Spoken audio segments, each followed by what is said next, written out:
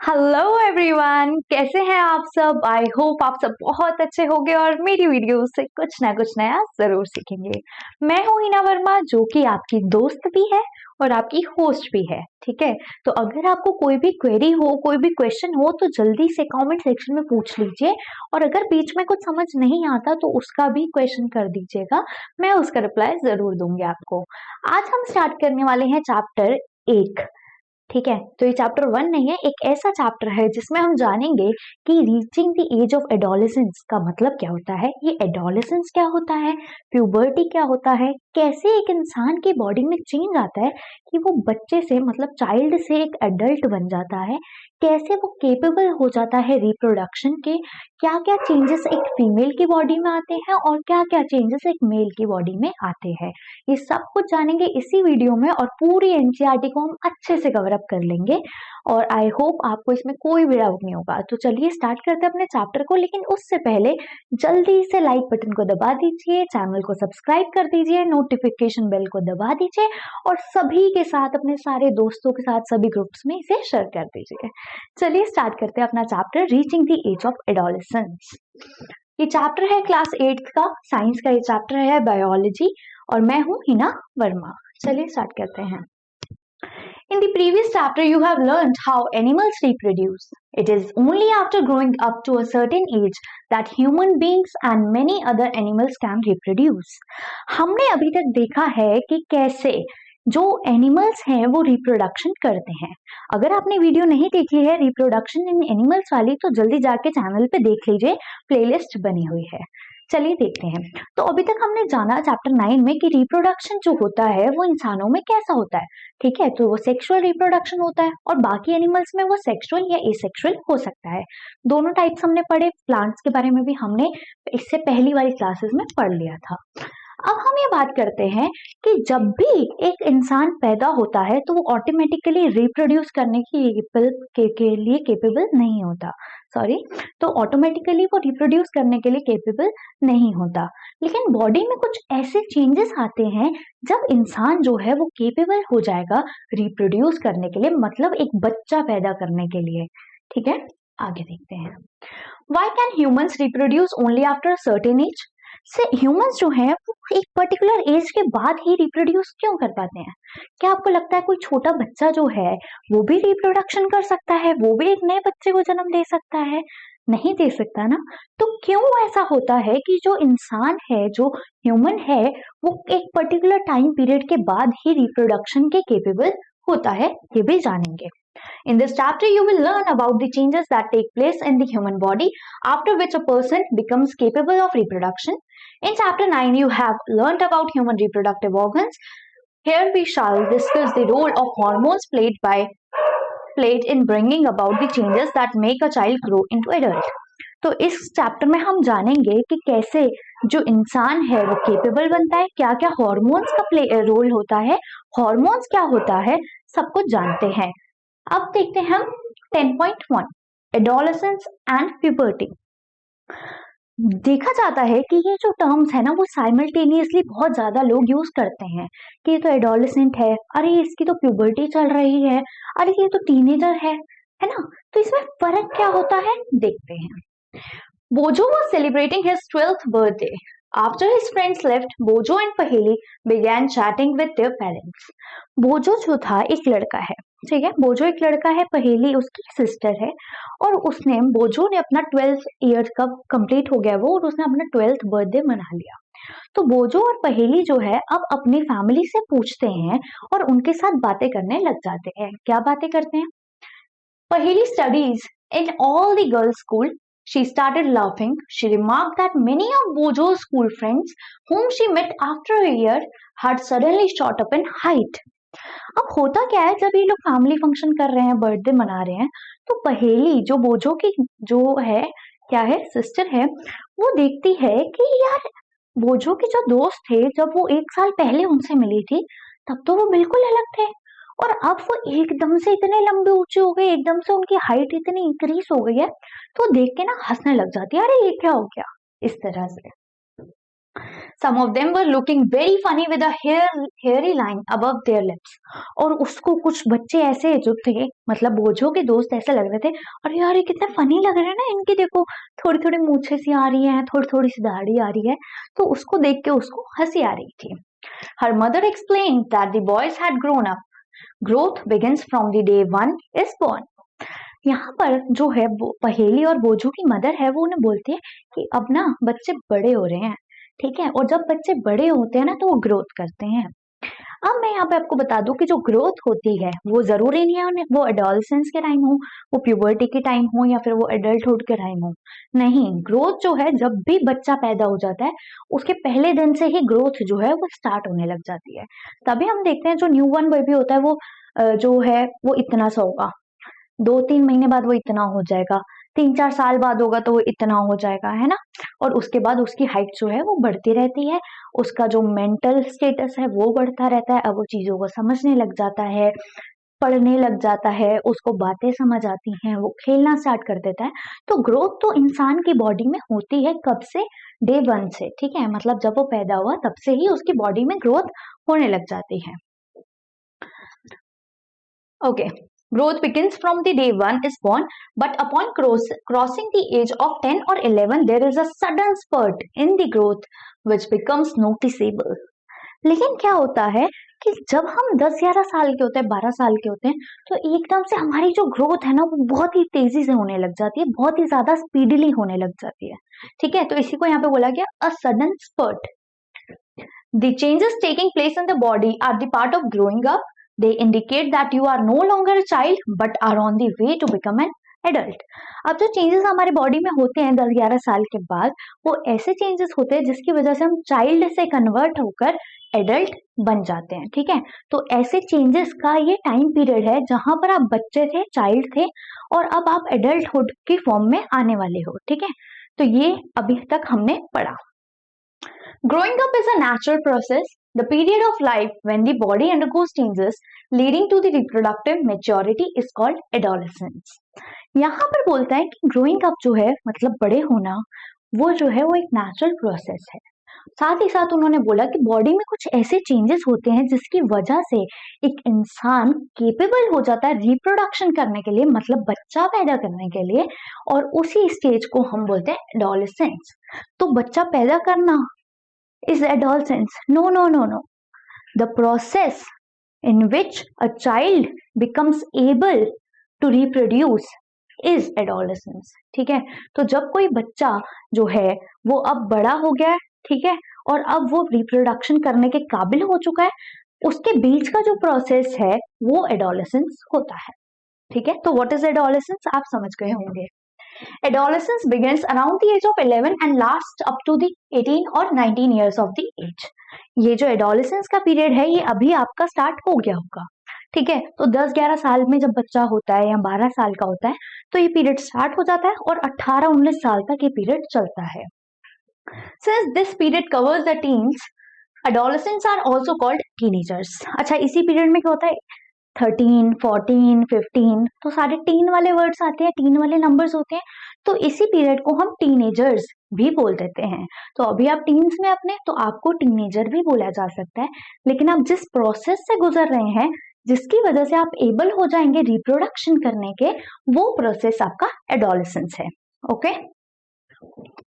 Now in girls, adolescence may begin a year or two earlier than in boys. Also, the period of adolescence varies from person to person. The human body undergoes several changes during adolescence. यहाँ पर ये बोल रहे हैं, कहते हैं कि normally 10-11 साल में बच्चों का जो है एडोलेसेंस का पीरियड स्टार्ट हो जाता है. लेकिन अगर हम गर्ल्स की बात करें, स्पेशली फीमेल की बात करें, तो फीमेल में जो है वो ज्यादा जल्दी एडोलेसेंस होता है एज कम्पेयर टू बॉयज, ठीक है. तो वो ज्यादा जल्दी ग्रो करने लग जाती है, ज्यादा जल्दी उनका एडोलेसेंस का पीरियड स्टार्ट हो जाता है एज कम्पेयर टू बॉयज. यहाँ पर स्टार्टिंग की बात हो रही है, ठीक है. जैसे कोई लड़का है और उसका जो है एडोलेसेंस का पीरियड 13 ईयर्स ऑफ एज से स्टार्ट हुआ, तो हो सकता है जो लड़की है उसका 11 या 12 ईयर्स में ही स्टार्ट हो गया हो. तो क्या होता है, जब एडोलेसेंस का पीरियड स्टार्ट होता है तो लड़कियां जो होती है वो इनिशियली वो बहुत ही ज्यादा जल्दी एडोलेसेंस के पीरियड से गुजरती हैं, ठीक है. Okay. The human body undergoes several changes during adolescence. These changes mark the onset of the puberty. अच्छा, जब adolescence का टाइम चल रहा होता है तो ह्यूमन बॉडी में ना बहुत ज्यादा चेंजेस होने लग जाते हैं और इन्हीं चेंजेस का नाम इन्होंने प्यूबर्टी भी रख दिया है। ठीक है, these changes mark the onset of puberty. तो जब प्यूबर्टी स्टार्ट होती है वो तब होती है जब आपकी बॉडी में बहुत ज्यादा चेंजेस आने लग जाते हैं, बहुत ज्यादा जल्दी जल्दी आपकी ग्रोथ होने लग जाती है। The most important change which marks the puberty is that boys and girls became capable of reproduction. Puberty ends when an adolescent reaches reproductive maturity. यहाँ पर ये बोलते हैं कि जो प्यूबर्टी है वो खत्म हो जाती है जब कोई भी एडल्ट, चाहे वो फीमेल हो या मेल हो, अगर उसने रिप्रोडक्टिव मेच्योरिटी कर ली, ठीक है, मतलब वो रिप्रोडक्टिव केपेबल हो गया है, तो क्या हो जाएगा, वो क्या कहलाएगा, तो उसकी प्यूबर्टी खत्म हो जाएगी और वो एडल्ट कहलाएगा। तो प्यूबर्टी क्या है?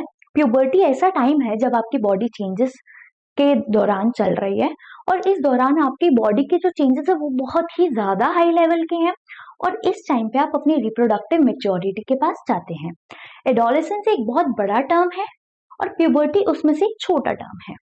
एडोलेसेंस के टाइम पे आपकी बॉडी में जो फुल्ली डेवलपमेंट हो रही है वो नापी जाती है, वो देखी जाती है, वो उसको देखा जाता है, ठीक है। लेकिन प्यूबर्टी के टाइम पे मेन चीज जो देखी जाती है वो होता है कि आप रिप्रोडक्शन के लिए अब मेच्योर हो चुके हो, आप रिप्रोडक्टिवली मेच्योर हो चुके हो, मतलब आप बच्चा पैदा कर सकते हैं। Okay, changes at puberty. अब प्यूबर्टी के टाइम बहुत ज्यादा चेंजेस होते हैं, बहुत ज्यादा, ठीक है। इस टाइम पे आप प्यूबर्टी से ही गुजर रहे हो तो अब ये चैप्टर पढ़ना और ज्यादा इंपॉर्टेंट हो जाता है क्योंकि इस टाइम पे कुछ बच्चे जो होते हैं वो सेल्फ कॉन्शियस हो जाते हैं, ठीक है, वो बहुत ही ज्यादा क्यूरियस होते हैं हर चीज को जानने के लिए और साथ ही साथ वो जो है अपने आप को सोचते हैं कि कहीं यार मैं किसी से कम तो नहीं हूँ या बाकी जो मेरे फ्रेंड्स हैं वो मुझसे बहुत ज्यादा बढ़ चुके हैं या बहुत जल्दी ग्रो कर रहे हैं, मैं कर रहा हूँ या नहीं कर रहा, तो बहुत ज्यादा सेल्फ कॉन्शियस हो जाते हैं वो लोग। अब यहाँ पर हम बात करते हैं चेंजेस एट प्यूबर्टी की। जब आप प्यूबर्टी के टाइम से गुजर रहे होते हो तो आपकी बॉडी में बहुत ज्यादा चेंजेस होते हैं, जिसमें से एक चेंज मैं भी आपको बताऊं, मतलब कुछ चेंजेस बताऊंगी, बट पहला चेंज हम देखते हैं इंक्रीज इन हाइट। तो जब आप प्यूबर्टी से गुजर रहे हैं तो हाइट तो आपकी पहले भी बढ़ रही थी। जब आप 1 महीने के थे तो इतने थे, 5 महीने के थे तो इतने थे, 5 साल के थे तो इतने थे, है ना। लेकिन क्या हुआ, जब आप 11-12 साल के होने लगे तो इतने, 13-14 में, मतलब एकदम से ज्यादा जल्दी आपकी हाइट बढ़ने लग जाती है। The most conspicuous change during puberty is the sudden increase in height. At this time, the long bones, that is the bones of arms and legs, elongate and makes a person tall. Puberty के time पे जो आपके जो bones हैं, जैसे हमारी हाथ जो होते हैं वो ज्यादा लंबे होते हैं और हमारे जो पैर होते हैं वो भी ज्यादा लंबे हो जाते हैं, तो इनकी जो बोन्स है वो जल्दी जल्दी ग्रो करती हैं और इलोंगेट होती हैं, मतलब लंबी हो जाती हैं, ठीक है। तो आर्म्स और लेग्स की जो बोन्स है वो ज्यादा जल्दी इलोंगेट होती है और जिसकी वजह से आपकी हाइट बढ़ती है। Initially, girls grow faster than the boys, but by about 18 years of age, both reach their maximum height. यहाँ पर ये बोल रहे हैं जो गर्ल्स हैं उनमें मैंने आपको पहले ही बता दिया, क्या बताया था कि गर्ल्स जो है वो ज्यादा जल्दी ग्रो करती हैं एज कम्पेयर टू बॉयज। तो इनिशियली मतलब स्टार्टिंग में जो लड़कियां हैं वो ज्यादा जल्दी ग्रो करेंगी और लड़के जो है वो थोड़ा धीरे धीरे ग्रो करेंगे, लेकिन लेटर ऑन क्या हो जाएगा, लेटर ऑन लड़कियां एक टाइम पे आके रुक जाएंगे, उनके यहाँ उनकी ग्रोथ बहुत धीरे धीरे होगी, लेकिन लड़कों की ग्रोथ बहुत ज्यादा तेज हो जाएगी। फॉर एग्जाम्पल अगर आपने देखा होगा तो अगर आप 3rd-4th स्टैंडर्ड में होंगे या 5th-6th स्टैंडर्ड में होंगे तो आपने देखा होगा कि लड़कियां जो हैं वो आपसे भी हाइट में लंबी होंगी, कुछ लड़कियां। लेकिन जब आप 10th-11th में आ जाते हो, है ना, तो क्या होता है, आप वही देखते हो कि वही लड़की जो है वो अब इतनी हो गई है, लेकिन जो लड़का पहले इतना था अब वो इतना हो गया। देखा है आपने, देखा तो होगा, है ना, नहीं देखा होगा तो यार अब ऑब्जर्व कर लेना स्कूल के अंदर, ठीक है, आराम से आपको दिख जाएगा। तो यहाँ पर ये बात हो गई।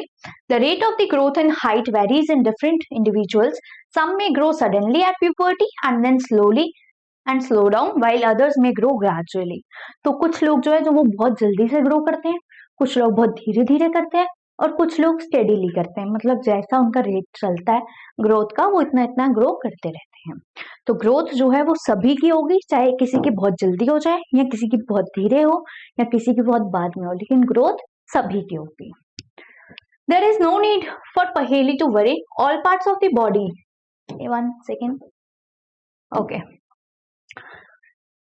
All parts of the body do not grow at the same rate. Sometimes the arms and legs or hands and feet of adolescents look oversized and out of the proportion with the body.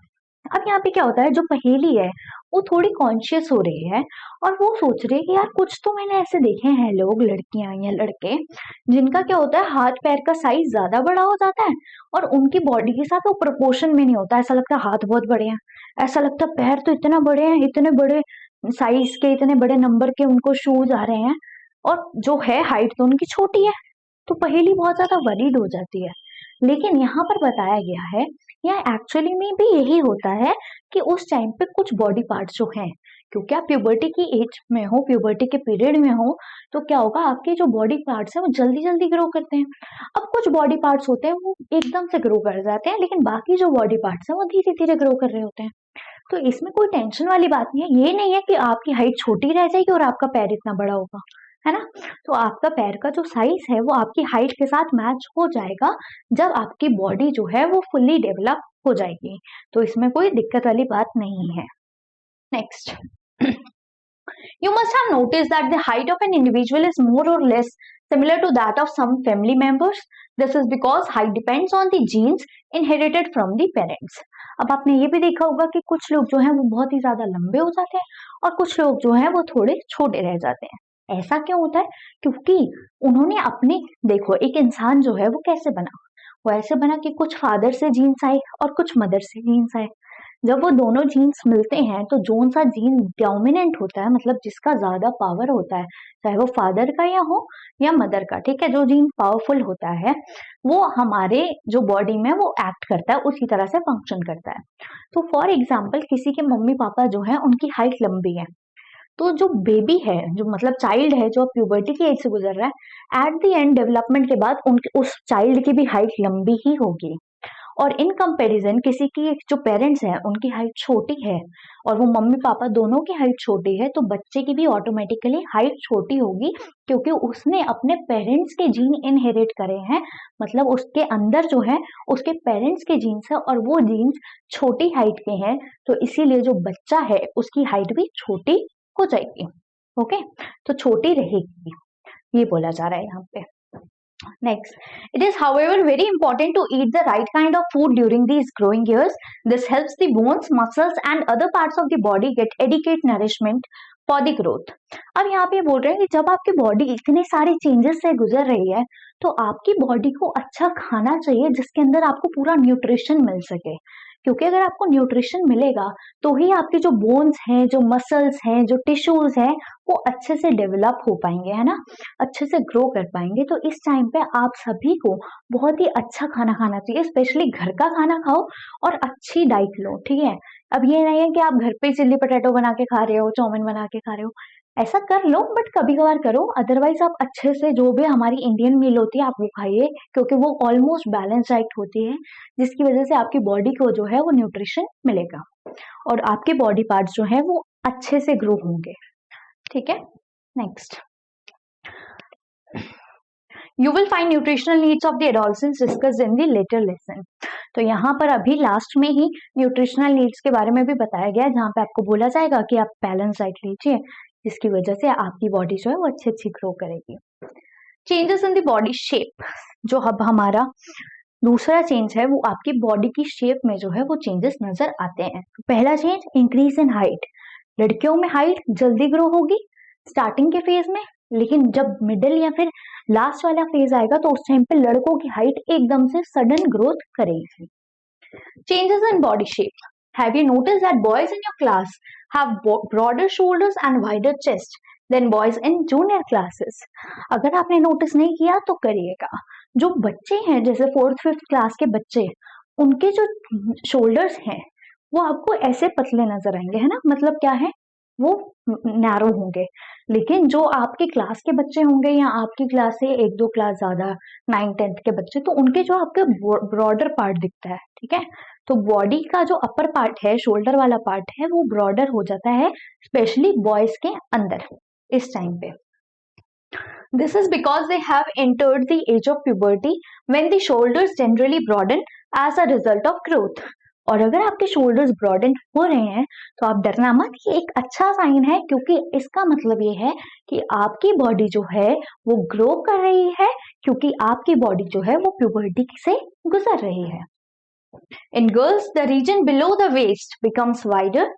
अब girls में क्या होता है, boys में जो है वो shoulders wider हो जाएंगे, लेकिन गर्ल्स में जो रीजन है बिलो द वेस्ट, ठीक है, वेस्ट के नीचे, वो ज्यादा वाइड हो जाएगा एज कंपेयर टू अर्लियर। ठीक है, तो पहले जो गर्ल का वेस्ट के नीचे का पोर्शन इतना था, अब वो इतना हो जाएगा। ठीक है, तो वो वाइड हो जाता है, और ये भी साइन है कि आप प्यूबर्टी के अंदर है और आपकी बॉडी जो है वो अच्छे से ग्रोथ कर रही है। In boys, the muscles of the body grow more prominently than in girls. Thus, changes occurring in the adolescent boys and girls are different. तो इससे हमें ये पता चला कि क्या हुआ, जो बॉयज और गर्ल्स के बीच में चेंजेस हो रहे हैं वो दोनों अलग अलग हैं। लड़कों में क्या हुआ, ब्रॉडर पार्ट हो गया शोल्डर का, और लड़कियों के अंदर क्या हुआ, वेस्ट का पार्ट जो है वो ब्रॉडर हो गया। Okay, next, voice change.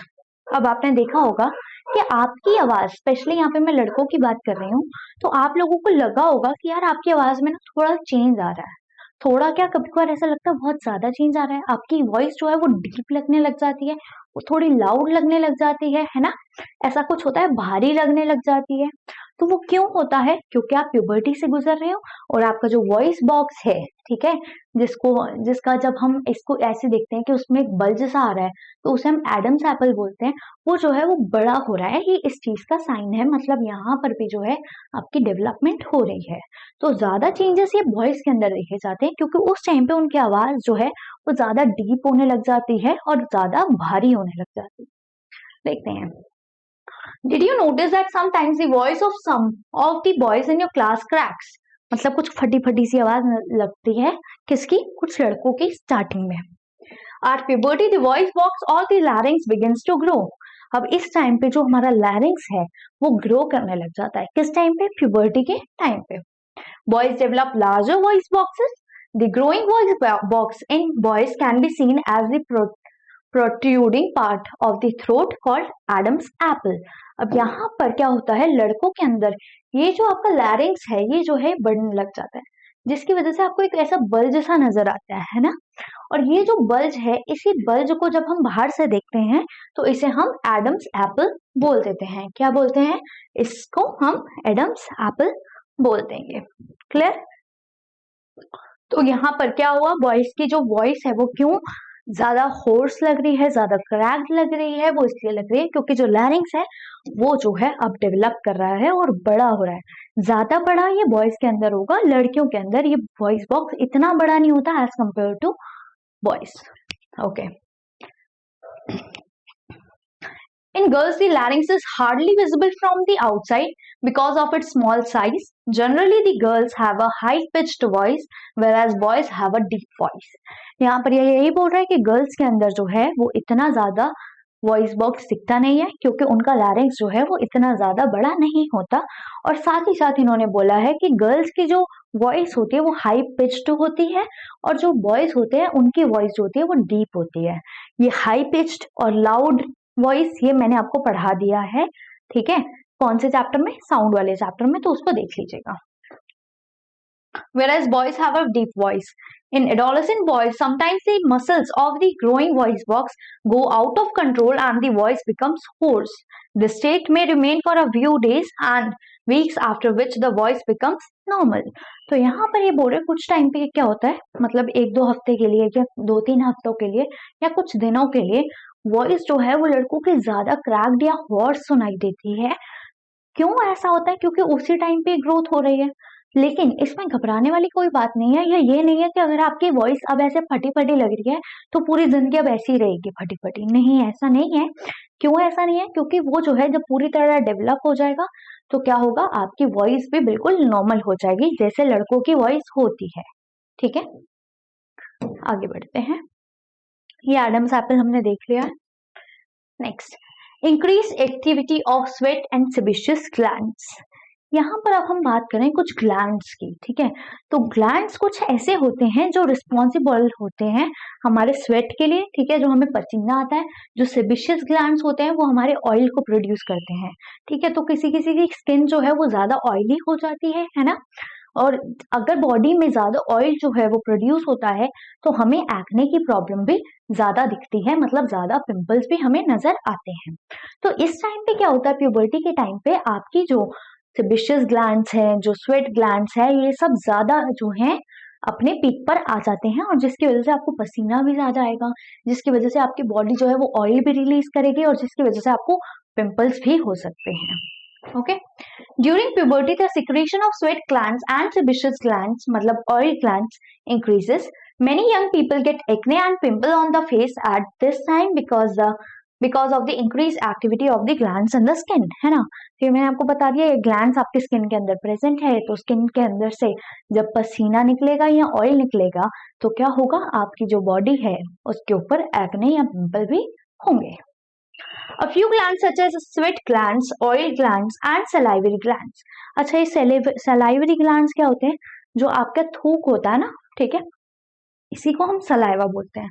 तो ये जो है ये भी इंक्रीज होने लग जाता है। Releases there secretion through ducts, और ये जो होता है ये डक्ट्स से निकलता है। डक्ट्स क्या होता है, जैसे पाइप होती है ना, तो उसके थ्रू निकलता है। फॉर एग्जाम्पल अगर मैं जो है मेरे अंदर का जो सलाइवा है वो क्या कर रहा है, वो मेरे अंदर जो ट्यूब है उसके अंदर से आ रहा है या उसके अंदर से जा रहा है, तो मतलब वो क्या है, वो डक्ट से निकल रहा है, मतलब वो पाइप से निकल रहा है।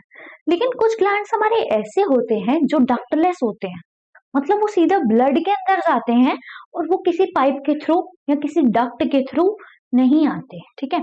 तो अगर मैं बात करूं स्वेट ग्लैंड्स की, ऑयल ग्लैंड्स की या फिर सलाइवरी ग्लैंड की, तो ये डक्ट वाले होते हैं, मतलब इनके साथ एक पाइप होती है। Okay, endocrine glands releases hormones which directly release into the bloodstream, so they are also termed as ductless glands. अब एंडोक्राइन ग्लैंड्स ऐसे ग्लैंड्स होते हैं, यहाँ पे एक नए टर्म की यूज किया गया है जिसका नाम है एंडोक्राइन ग्लैंड्स। ये कुछ ग्लैंड्स ऐसे हमारी बॉडी में प्रेजेंट होते हैं जिनके पास डक्ट नहीं होता, मतलब पाइप नहीं होती, ठीक है। तो वो क्या करते हैं, अब जब पाइप ही नहीं होती और हमारे जो बॉडी है उसके अंदर रिलीज कर रहे हैं, तो कैसे रिलीज करेंगे, तो वो ब्लड के अंदर रिलीज होते हैं, ठीक है। तो उनके पास कोई स्पेशल डक्ट नहीं है, तो वो डक्टलेस ग्लैंड्स हो गए। और वो जो अपना सिक्रीशन है वो कहाँ करेंगे, वो बॉडी के ब्लड के अंदर करेंगे, मतलब ब्लड स्ट्रीम में करेंगे। Development of sex organs. अब यहाँ पर हमने देखा था सेक्स ऑर्गन्स क्या होते हैं, चैप्टर 9 में देखा है ना, रिप्रोडक्शन इन एनिमल्स में। नहीं देखो तो जल्दी जाओ और देख लो। वहां पर हमने देखा मेल सेक्स ऑर्गन और फीमेल सेक्स ऑर्गन, ठीक है। फोटो में लेकर आई हूँ, एक बार दोबारा देख लेते हैं। तो ये होता है मेल सेक्स ऑर्गन और ये होता है फीमेल सेक्स ऑर्गन या पार्ट। मेल सेक्स ऑर्गन में मैंने आपको बताया हुआ है 2 टेस्टिस होती हैं, ठीक है, एक स्पर्म डक्ट होता है और एक पेनिस होता है। और यहाँ पर एक यूट्रस होता है जिससे कनेक्ट हो रहा है, ये ओविडक्ट है, और यहाँ पर ओवरी होती है। इसमें काम क्या होता है, जो टेस्टिस है वो स्पर्म्स को प्रोड्यूस करती है, मतलब स्पर्म्स को बनाती है। उसके बाद ये जो स्पर्म है ये स्पर्म डक्ट के थ्रू जाता है और पेनिस के थ्रू ये निकल जाता है बाहर, ठीक है। तो इस टाइम पे क्या हो गया, आपका जब आप छोटे थे तो आपके अंदर स्पर्म्स नहीं बन रहे थे, मतलब आपके टेस्टिस में स्पर्म नहीं बन रहे थे। लेकिन अब क्या होगा, अब स्पर्म बनने लग जाएंगे जब आप प्यूबर्टी के फेज में होंगे। और जब स्पर्म बनने लग जाते हैं तो स्पर्म का रास्ता बाहर निकलने का क्या होता है कि वो स्पर्म डक्ट के थ्रू जाएंगे और पेनिस के थ्रू बाहर आ जाएंगे, है ना। नेक्स्ट मैं आपको दिखाती हूँ फीमेल सेक्स ऑर्गन। ये होता है हमारा फीमेल सेक्स ऑर्गन। इसमें एक यूट्रस होता है, ओवरी होती है और ओविडक्ट होता है। ये जो ओवरीज होती हैं ये भी 2 होती हैं, जैसे हमारे यहाँ पे टेस्टिस 2 थी, ठीक है। तो ये ओवरीज भी जो है ये 2 है। अब इन ओवरीज का काम क्या है, जैसे टेस्टिस यहाँ पे स्पर्म प्रोड्यूस कर रहा था, ऐसे ही ओवरीज यहाँ पे एग्स को प्रोड्यूस करेंगी। तो फीमेल के बॉडी में इस टाइम पर एग्स जो है वो बनने लग जाते हैं। अच्छा, एग्स जो है वो जरूरी क्यों है, क्योंकि इसी की वजह से तो बच्चा पैदा होगा। और यहाँ पे स्पर्म जो है वो जरूरी क्यों है, क्योंकि स्पर्म ही तो हेल्प करेगा एग से फ्यूज होके, तभी तो बच्चा बनेगा, है ना। सिर्फ एग तो बच्चा नहीं पैदा कर सकता, या सिर्फ स्पर्म भी नहीं कर सकता। जब ये स्पर्म और एग आपस में मिलेंगे तभी तो फर्टिलाइजेशन होगा और तभी तो बच्चा जो है वो पैदा होगा, है ना। बच्चा बनेगा पेट में, उसके बाद जाके वो पैदा होगा। तो ये इसलिए जरूरी होते हैं। तो यहाँ पर एग बनता है, जब वो एग मेच्योर हो जाता है तो क्या होता है, ये इस लाइनिंग के थ्रू बाहर निकल जाता है। वो सब अभी बताऊंगी दोबारा लास्ट में, लेकिन अभी जो यहाँ पर लिखा है पहले पढ़ लेते हैं। अभी ये टॉपिक आएगा तो दोबारा अच्छे से आपको एक्सप्लेन कर दूंगी। Okay. At puberty, male sex organ like the testes and penis develop completely. इस टाइम पे जो टेस्टिस होती है लड़कों की और जो पेनिस होता है वो completely डेवलप हो जाता है। The testes also begin to produce sperms, और ये जो टेस्टिस है इस स्पर्म का भी प्रोडक्शन करने लग जाता है। In girls, the ovaries enlarge and the eggs begin to mature. In girls के अंदर क्या होता है, ओवरीज जो है वो अब थोड़ी बड़ी हो जाती है और इसके अंदर बच्चा जो है, मतलब बच्चा नहीं सॉरी, एग जो है वो अब मेच्योर होने लग जाता है। ठीक है, तो एग जो है वो मेच्योर होने लग जाता है।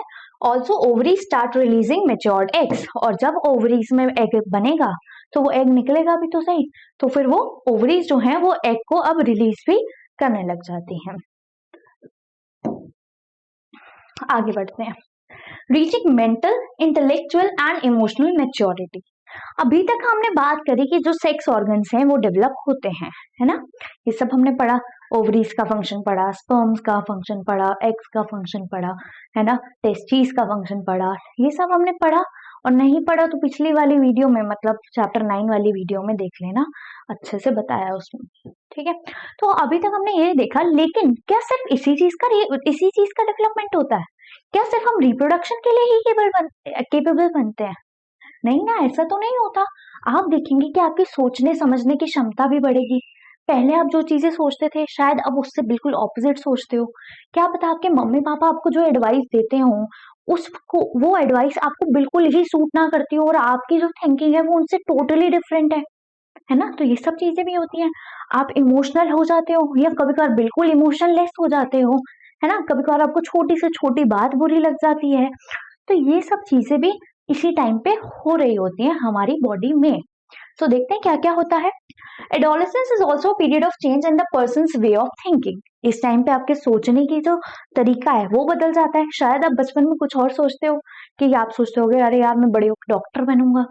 शायद अब आपका परसेप्शन चेंज हो गया हो कि अब आप सोच रहे होगे कि नहीं मैं म्यूजिशियन बनूंगा, मैं थिएटर करूंगा, या फिर मैं यूपीएससी क्रैक करूंगा, है ना। ये सब आपका अब सोचने का थिंकिंग हो सकती है। ठीक है, मतलब सोच सकते हो आप। Adolescents are more independent than before and are also self-conscious. अब ये जो adolescents हैं ये सोचते हैं अपने आप को कि मैं अपना बहुत ज्यादा इंडिपेंडेंट हो गया हूँ, मैं अपना सब कुछ खुद कर सकता हूँ, और साथ ही साथ इसी टाइम पे बहुत ज्यादा सेल्फ कॉन्शियस भी होते हैं। तो ये adolescent सेल्फ कॉन्शियस नहीं है, सेल्फ कॉन्शियस आप हो जाते हैं। क्यों हो जाते हैं? क्योंकि इस टाइम पे बॉडी में इतने चेंजेस हो रहे हैं जिसकी वजह से आपके हार्मोन्स जो है वो उछल रहे होते हैं, और वो बोलते हैं नहीं ये कर, नहीं ये कर, नहीं ये कर, नहीं ये कर, है ना। तो इसमें आपकी गलती नहीं है, बिल्कुल भी नहीं है, मैं आपके पूरे सपोर्ट में हूँ। ठीक है, तो देखते हैं।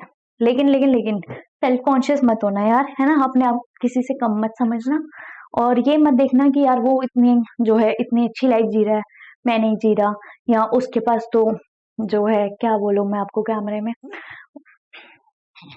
छोड़िए, चलिए आगे बढ़ते हैं। Intellectual development takes place and they tend to spend more considerable time thinking.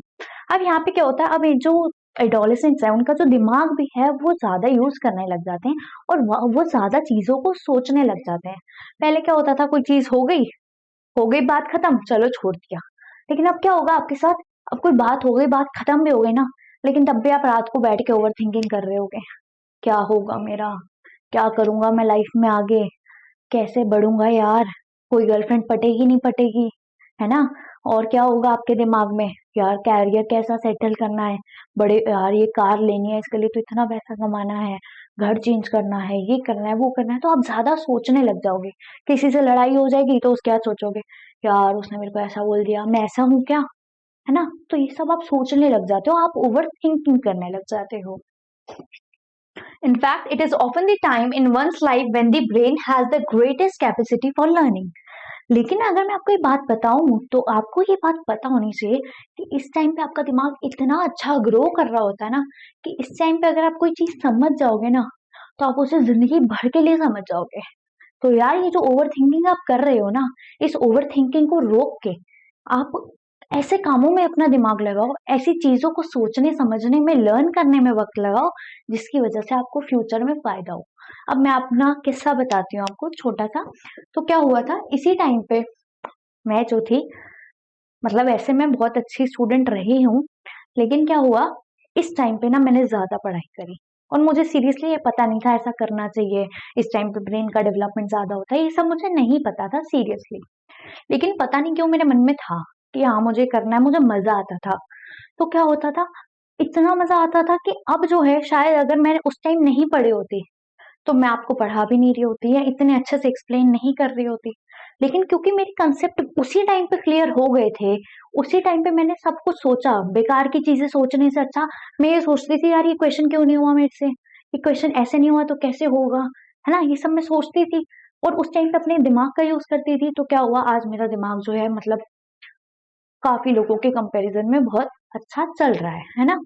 तो क्या हुआ, हमें इस टाइम को यूटिलाइज करना है, उन चीजों में सोचना है, समझना है, उन चीजों में दिमाग को लगाना है जो हमारी लाइफ में कुछ अच्छा करेंगे। बेकार की चीजों में मत लगाओ अभी दिमाग, ठीक है। जो हो गया होने दो, जो हो चुका है उसको जाने दो, अभी फोकस करो कि आपको अब लाइफ में क्या करना है। Okay. In fact, it is often the time in one's life when the brain has the greatest capacity for learning. Sometimes, however, an adolescent may feel insecure while trying to adjust to the changes in the body and mind. But as adolescent learners, you should know that there is no reason to feel insecure. These changes are a part of growing up. अब इस time पे क्या होता है, आप लोगों को बहुत ज्यादा इनसिक्योर हो जाते हो, कभी सोचते हो कि यार मेरी आवाज तो ऐसी हो गई, कभी सोचते हो यार मेरी तो मूछें ही नहीं आ रही, कभी सोचते हो मेरी तो बियर्ड ही नहीं आ रही, लड़कियां सोचती है यार मेरी तो ब्रेस्ट की डेवलपमेंट ही नहीं हो रही, लड़कियां सोचती है यार उसके फेस पे तो पिंपल ही नहीं है, बताओ मेरा फेस तो पिंपल से ही भरा हुआ है। तो इस टाइम पे हम इनसिक्योर हो जाते हैं, सेल्फ कॉन्शियस हो जाते हैं। तो इसको होने की जरूरत नहीं है, खुश रहो। और ये सब चीजें जो है ये सब खत्म हो जाएगी यार, और ये हर किसी की लाइफ में है, ठीक है। तो हर किसी की लाइफ में ये सब चल रहा है और आपको तो कोई टेंशन लेने वाली जरूरत ही नहीं, क्योंकि ये तो आपकी बॉडी का एक फेज है। जब ये फेज खत्म हो जाएगा आपकी ये सारी परेशानियां खत्म हो जाएंगी, है ना। आपकी बियर्ड भी आएगी, आपकी जो है मूछें भी आएंगे, है ना, मस्टैशेस भी आएंगे, आपकी जो ब्रेस्ट की डेवलपमेंट है वो भी होगी, आपकी जो वेस्ट एरिया की डेवलपमेंट है वो भी होगी, आपकी हाइट भी ग्रो होगी, आपकी वॉइस भी चेंज होगी, सब कुछ हो जाएगा। तो टेंशन लेने वाली बात ही क्या है ना। तो सेल्फ कॉन्शियस मत होना, ये सिर्फ एक पार्ट है ग्रोइंग अप का, ठीक है। तो जब आपकी बॉडी बढ़ रही है तो ये आपका पार्ट है, ठीक है। तो ये सबकी लाइफ में होता है, हमारी लाइफ में हुआ है, हमारे पेरेंट्स की लाइफ में हुआ होगा, उनके पेरेंट्स मतलब दादा दादी की लाइफ में भी हुआ होगा। तो ये सबकी लाइफ में होता है, आप कोई नए नहीं हो, तो इससे घबराओ मत। ओके, ठीक है, तो घबराना मत, आगे पढ़ लो यार। चलो, सेकेंडरी सेक्सुअल कैरेक्टर्स। अब हम बात करते हैं सेकेंडरी सेक्सुअल कैरेक्टर्स क्या होते हैं। You have learned in chapter 9 that testes and ovaries are the reproductive organs. They produce the gametes that is sperm and ova. हमने पढ़ा था कि जो testes है और जो क्या है ovaries, वो reproductive organs है, और testes जो है वो sperm produce करती है और जो ovaries है वो eggs को produce करती हैं। In girls, breasts begin to develop at puberty and in boys begin to grow facial hair, that is mustaches and beard. तो लड़कियों के टाइम पे क्या होता है, मतलब लड़कियों में क्या होता है, लड़कियों में जो ब्रेस्ट की डेवलपमेंट है वो होने लग जाती है, और जो लड़के हैं उनकी जो दाढ़ी मूछे हैं, ठीक है, मस्टैशेस और बियर्ड है, वो भी ग्रो करने लग जाता है, आने लग जाता है। As these features help to distinguish the male from the female, they are called secondary sexual characters. अब ये ऐसे फीचर्स हैं जो आपको सीधा सीधा बता देंगे, अरे यार ये लड़का है, अरे यार ये लड़की है। कैसे बताया, उसकी ब्रेस्ट है, हाँ वो लड़की है, उसकी मूछें आ रही है तो वो लड़का ही होगा, है ना। उसके जो है क्या बोलते हैं दाढ़ी आ रही है, हाँ वो लड़का ही होगा। अरे उसके जो शोल्डर्स है वो ब्रॉडन है, वो लड़का ही होगा, है ना। अरे उसकी वेस्ट जो है वो थोड़ी ब्रॉडन है, वाइड है, तो लड़की होगी। तो ये जो है ये आपको देखते ही बता सकता है कोई भी इंसान कि ये लड़का है या लड़की है। ऐसे चेंजेस को, ऐसे कैरेक्टरिस्टिक्स को, ऐसे फीचर्स को जो आपको देखते ही पता चल जाए कि आप लड़का हो या लड़की हो, इन्हीं चेंजेस को हम सेकेंडरी सेक्सुअल कैरेक्टर्स बोल देते हैं, ठीक है। तो सेकेंडरी सेक्सुअल कैरेक्टर्स क्या होते हैं, ऐसे कैरेक्टर्स जिसके वजह से जब हम उन्हें देखते हैं तो उनके फीचर से हमें पता चल जाता है कि ये जो लड़का है और ये जो है वो लड़की है। Okay, next. As these features help to distinguish male from the female, they are called secondary sexual characters. Boys also develop hair on their chest. In both boys and girls, hair grows under the arms and in the pubic region, above the thighs or the pubic region. ठीक है, तो यहाँ पर इन्होंने क्या बोला, यहाँ पे इन्होंने बोला कि इस टाइम पे ना, अच्छा ये जो हो गई ये अलग बात हो गई कि इसमें ब्रेस्ट की डेवलपमेंट हो रही है, इसमें बियर्ड या मस्टैशेस आ रहे हैं, लेकिन जो कॉमन चीज है वो कॉमन चीज क्या है कि इस टाइम पे चाहे वो लड़की हो या वो लड़का हो, दोनों के अंदर जो है कुछ हेयर्स ग्रो करने लग जाते हैं, और वो हेयर्स जो हैं वो कुछ पर्टिकुलर साइड्स पे ग्रो होते हैं, जिसमें से दो साइड्स मैं आपको बताती हूँ, या यही होती हैं। ठीक है, एक तो तीन बता देती हूँ, चलो फेशियल हेयर ग्रो हो जाता है, हर किसी के जो है मुंह पे बाल होते हैं छोटे छोटे, बट वो इतनी क्लियरली विजिबल नहीं होते हैं ना, तो आप देख सकते हो बट पास आके। दूसरी चीज आपके जो आर्मपिट्स हैं, ठीक है, जिन्हें हम अंडर आर्म्स बोलते हैं, वहां पर भी हेयर ग्रो होते हैं। किसके, लड़कों के, लड़कियों के, दोनों के। ठीक है, तो दोनों के जो है आर्मपिट्स में हेयर ग्रो करेंगे, चाहे वो लड़का हो या लड़की हो।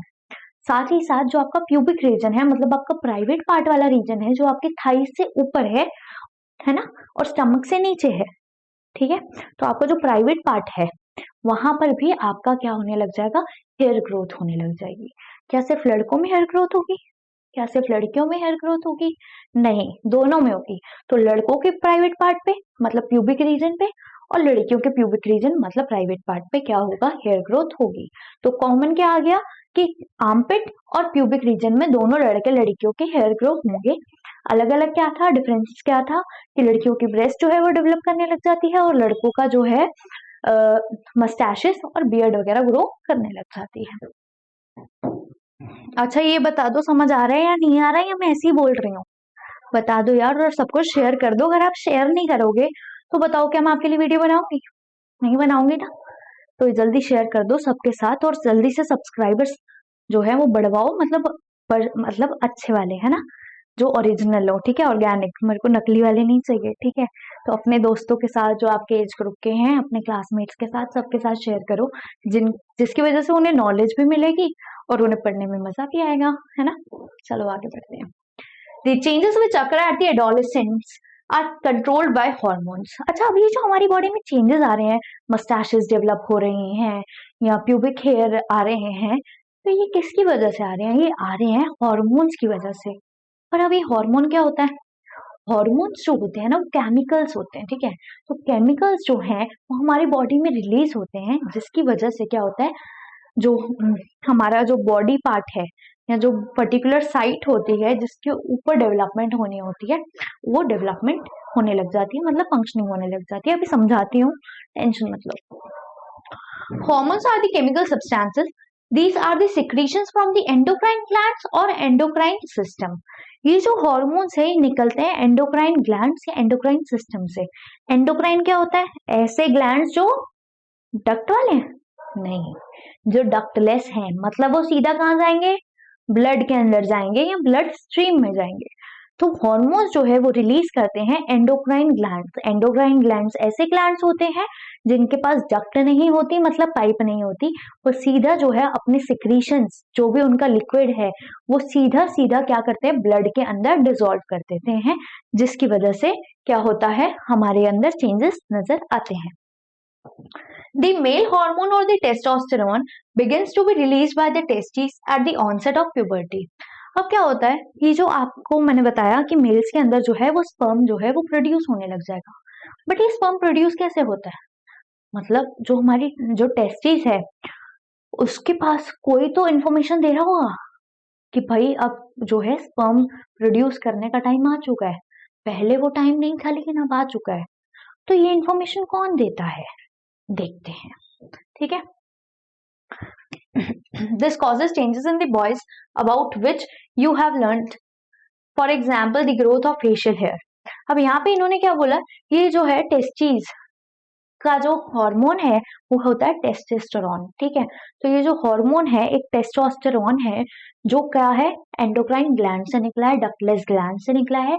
वो टेस्टोस्टेरोन नाम का एक हार्मोन जो है वो हमारी टेस्टिस के पास जाएगा और बोलेगा भाई अब जो है अपना स्पर्म प्रोड्यूस करने लग जा, बनाने लग जा। ठीक है, तो कौन जाता है ये बोलने? टेस्टोस्टेरोन जाता है। कौन जाता है? टेस्टोस्टेरोन किसके अंदर? मेल्स के अंदर। किसके अंदर? मेल्स के अंदर टेस्टोस्टेरोन जो है वो क्या करेगा, वो टेस्टिस के पास जाएगा और साथ ही साथ उसके वजह से टेस्टिस जो है वो प्रोड्यूस करने लग जाएगी स्पर्म्स को। आगे देखते हैं। Okay, once puberty is reached in girls, ovaries begin to produce the female hormone or estrogen which makes the breast develop. अब जो ब्रेस्ट का डेवलपमेंट हो रहा था तो वो कैसे हुआ, मतलब क्या हुआ? अब जो है एंडोक्राइन ग्लैंड ने एक हार्मोन रिलीज किया लड़कियों में और उस हार्मोन का नाम था एस्ट्रोजन, ESTROGEN, एस्ट्रोजन। ये जो एस्ट्रोजन नाम का हार्मोन है, इसका काम है, काम तो होगा तभी तो हार्मोन रिलीज हुआ, तो इसका काम ये है कि ये जो है ये लड़कियों के अंदर जो ब्रेस्ट है उसकी डेवलपमेंट करता है। ठीक है, तो लड़कों में स्पर्म की डेवलपमेंट किसने करी थी, मतलब टेस्टिस की डेवलपमेंट किसने करी थी? टेस्टोस्टेरोन ने। लड़कियों में ब्रेस्ट की डेवलपमेंट कौन करेगा? एस्ट्रोजन। कौन करेगा? एस्ट्रोजन। याद रखना, क्वेश्चन आ सकता है। लड़कों में टेस्टोस्टेरोन, लड़कियों में एस्ट्रोजन। लड़कों में टेस्टोस्टेरोन, लड़कियों में एस्ट्रोजन। ओके, आगे देखते हैं। मिल्क सिक्रीटिंग ग्लैंड्स और mammary glands develop inside the breast. अब इसी टाइम पे जो है ब्रेस्ट जब डेवलप होती है तो उसके साथ ही साथ जो मेमरी ग्लैंड्स होते हैं, मेमरी ग्लैंड्स ऐसे ग्लैंड्स होते हैं जो मिल्क का सिक्रीशन कराते हैं, मतलब मिल्क का प्रोडक्शन करते हैं, तो वो भी उसी टाइम एक्टिव हो जाते हैं और जो है वो ब्रेस्ट डेवलप होती है। The production of these hormones is under the control of another hormone secreted from endocrine gland called pituitary gland. अच्छा, ये जो हॉर्मोन्स है अब ये निकले कहाँ से?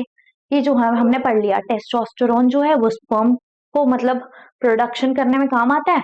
टेस्टिस को ये क्या है, ऑर्डर दे देता है कि भैया आप स्पर्म को प्रोड्यूस करो। लड़कियों में एस्ट्रोजन जो है वो ऑर्डर कर देगा किसको? ब्रेस्ट को, कि भाई अब तुम डेवलप हो जाओ और क्या है उसमें मेमरी ग्लैंड्स जो है वो भी डेवलप हो जाए। ठीक है, मिल्क प्रोडक्शन भी हो जाए। लेकिन ये जो हार्मोन आए टेस्टोस्टेरोन और एस्ट्रोजन, ये आए कहाँ से? इनको किसने बुलाया? बिन बुलाए मेहमान है क्या? नहीं ना, तो ये बिन बुलाए मेहमान नहीं है, ये है पिट्यूटरी ग्लैंड का फंक्शन। तो पिट्यूटरी ग्लैंड जो है वो ऑर्डर देता है, ये हमारे ब्रेन के पास होता है। ठीक है, तो हमारे ब्रेन के पास होगा पिट्यूटरी ग्लैंड और ये जो है ये हार्मोन्स को रिलीज करेगा। इसने हार्मोन को रिलीज कर दिया टेस्टोस्टेरोन को और एस्ट्रोजन को, जिसकी वजह से वो टेस्टिस के पास गए और ओवरीज के पास गए। टेस्टिस को बोला कि स्पर्म प्रोड्यूस करो, ओवरीज को बोला कि ब्रेस्ट डेवलपमेंट के लिए ब्रेस्ट को बोला कि भाई अब आप मेमरी ग्लैंड्स को प्रोड्यूस करो। ठीक है, ये होता है role of hormones in initiating reproductive function. अब यहाँ पे हम बात करते हैं दोबारा से रिप्रोडक्शन वाली, कि हॉर्मोन्स का क्या फंक्शन है जिसकी वजह से जो रिप्रोडक्शन है वो होता है। ठीक है, तो रिप्रोडक्टिव फंक्शन क्या है हॉर्मोन्स का? हॉर्मोन्स ही जो है वो कैपेबल बनाते हैं हमें रिप्रोडक्शन करने के लिए। अगर हॉर्मोन्स ही नहीं रिलीज होंगे तो ना स्पर्म रिलीज होंगे और ना ही एग्स रिलीज होंगे ओवरी के अंदर, जिसकी वजह से क्या होगा, आप केपेबल ही नहीं हो पाओगे किस चीज के? रिप्रोडक्शन के। तो मेन काम किसका आ गया? हॉर्मोन्स का आ गया ना। तो हॉर्मोन्स का क्या काम है मेल में और फीमेल में? देखते हैं। Endocrine glands releases hormone into the bloodstream to reach a particular body part called target site. अब यहाँ पे क्या होता है, एंडोक्राइन ग्लैंड जो है वो फंक्शन देता है, मतलब वही पिट्यूटरी ग्लैंड, यार पिट्यूटरी ग्लैंड जो है फंक्शन दे रहा है आपको, और वो फंक्शन देता है एक टारगेट साइट को। टारगेट साइट जैसे स्पर्म के लिए कौन थी? टेस्टिस थी। ठीक है, तो उसको जो है उन्होंने क्या करा, ब्लड में जो है टेस्टोस्टेरोन हार्मोन को प्रोड्यूस कर दिया, जिसकी वजह से अब वो टारगेट साइट मतलब टेस्टिस के पास जाएगा और जब वो टेस्टिस के पास जाएगा तो फिर टेस्टिस जो है वो स्पर्म का प्रोडक्शन करने लग जाएगी। And same in the female. Okay, the target site responds to the hormone. There are many endocrine glands or ductless glands in the body. The testes and ovaries secrete sex hormones. You have just learned that these hormones are responsible for the male and female secondary sexual characters.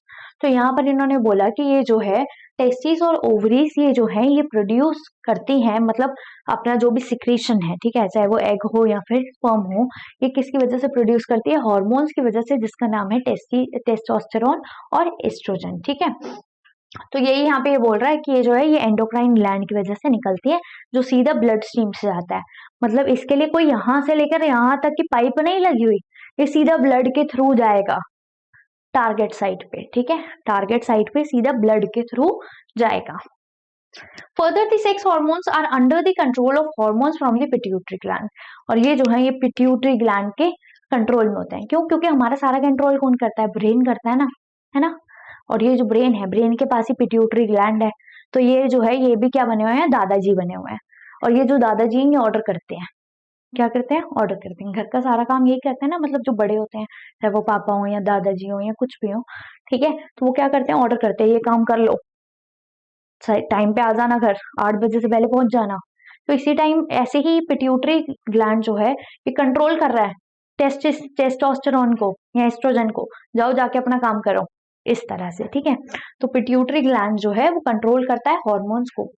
Okay, the pituitary secretes many hormones, one of which makes ova mature in the ovaries and sperms form in the testes, ठीक है। तो इसी की वजह से जो ओवा है, ओवा क्या होता है? एग होता है ना, तो एग जो है वो मेच्योर हो जाता है ओवरी में, ठीक है, और जो स्पर्म है वो प्रोड्यूस होने लग जाता है टेस्टिस में। आगे बढ़ते हैं। Hormones from pituitary stimulate testes and ovaries to release testosterone and estrogen, ठीक है। तो पिट्यूटरी ग्लैंड से क्या हुआ? हॉर्मोन्स को कंट्रोल करने का फंक्शन आया। किसने कंट्रोल करता है? कौन कंट्रोल करता है? पिट्यूटरी कंट्रोल करता है। तो पिट्यूटरी ने बोला टेस्टिस और ओवरीज को कि भैया तुम टेस्टोस्टेरोन और एस्ट्रोजन जो है वो रिलीज कर दो, ठीक है। Release in the blood stream, अब ये जो है टेस्टोस्टेरोन और एस्ट्रोजन अब ये ब्लड स्ट्रीम में जाएंगे। क्यों जाएंगे? क्योंकि ये डक्टलेस ग्लैंड्स है, इनके पास डक्ट नहीं है, तो ये सीधा ब्लड के अंदर जाएंगे and reach part of the body called target site. और ये जो है ये अब कहाँ जाएंगे? अब अगर फॉर एग्जाम्पल एस्ट्रोजन रिलीज हो गया तो ब्रेस्ट के पास जाएगा, ये थोड़ा ना हाथ के पास चला जाएगा, ये थोड़ा ना मुंह के पास चला जाएगा कि भाई गाल तू बड़ा हो जा, भाई नेक तू बड़ा हो जा, नहीं ना। तो ये टारगेट साइट पे जाएगा जहां पे भी उसको डेवलपमेंट करनी है। तो डक्टलेस ग्लैंड्स है बॉडी में जो है वो ब्लड के अंदर सिक्रीट होता है, और टारगेट साइट पे जिस साइट को उसको फंक्शन करवाना है, जहां की डेवलपमेंट करानी है, वहां पर वो पहुंच जाएगा। Simulate changes in the body at onset of puberty, और जैसे प्यूबर्टी आती है वैसे ही बॉडी के अंदर वो चेंजेस ला देता है। मतलब जो टेस्टिस है वो अपना काम करने लग जाएगी और जो ओवरीज है वो अपना काम करने लग जाएगी, ठीक है। तो फिर वो अपना काम शुरू कर देते हैं। किसने ऑर्डर दिया? पिट्यूटरी ग्लैंड ने ऑर्डर दिया, ठीक है। पिट्यूटरी ग्लैंड के ऑर्डर करने से टेस्टोस्टेरोन और एस्ट्रोजन निकले। जब ये दोनों निकले तो ये सीधा ब्लड के अंदर घुसे, क्योंकि इनके पास तो डक्ट ही नहीं है, ठीक है। जब ये दोनों ब्लड के अंदर घुसे तो ये अपने अपने जो है पर्टिकुलर साइट, मतलब टारगेट साइट, उसके पास गए। टारगेट साइट के पास जाने के बाद ये अपना फंक्शन स्टार्ट कर देंगे, और जिसकी वजह से टेस्टिस जो हैं वो क्या करने लगेगी? स्पर्म्स का प्रोडक्शन, और यहाँ पर जो विमेन है उसका ब्रेस्ट का डेवलपमेंट होने लग जाएगा। Clear? Next, reproductive phase of life in humans. तो अब हम पढ़ेंगे कि reproductive phase of life in humans. Reproductive phase मतलब कोई रिप्रोडक्शन का एक पर्टिकुलर फेज है क्या? एक पर्टिकुलर टाइम पीरियड है क्या? इसके बाद हम रिप्रोडक्शन नहीं कर सकते क्या? मतलब बच्चा पैदा नहीं कर सकते क्या? सोचने की बात है, पर जानते हैं कैसे होता है, ठीक है, जानते हैं। चलो, Adolescents become capable of reproduction when their testes and ovaries begin to reproduce gametes, ठीक है। तो क्या होता है? Adolescents जो हैं, मतलब आप लोग, ये तब कैपेबल हो जाओगे जब आपके जो टेस्टिस हैं और जो ओवरीज हैं वो क्या करने लग जाएंगे? अपने गैमेट्स बनाने लग जाएंगी। मतलब लड़कियों में अंडा बनने लग जाएगा, ओवा बनने लग जाएगा या एग बनने लग जाएगा, तीनों बात सेम है। और लड़कों में स्पर्म बनने लग जाएगा, ठीक है। The capacity of maturation and production of gametes last for much longer time in males than in females. अच्छा, इसमें ये बताया जा रहा है कि जो कैपेसिटी है मेल्स की रिप्रोडक्शन करने की वो ज्यादा होती है एज कंपेयर टू फीमेल। ऐसा भी है क्या? तो इन्होंने क्या लिखा है? क्या लिखा है? The capacity for maturation and production of gametes last for much longer time in males than in females. ध्यान से क्या पढ़ने की बात है? प्रोडक्शन ऑफ गैमीट्स, मतलब अगर आपके गैमेट्स प्रोड्यूस कर रहे होंगे, मतलब आपके अंदर अंडा बन रहा होगा, एग बन रहा होगा या स्पर्म बन रहा होगा, तभी तो आप रिप्रोड्यूस कर पाओगे। लेकिन अगर इसमें से कोई भी एक चीज नहीं बन पा रही तो क्या आप रिप्रोडक्शन कर लोगे? नहीं ना, क्योंकि इसकी वजह से ही तो आप रिप्रोडक्शन कर पाते हो। तो अगर एक भी चीज जो है कम बनने लग गई, मतलब बंद ही हो गई, तो उसके बाद जो वो है वो इंसान वो रिप्रोडक्शन नहीं कर पाएगा।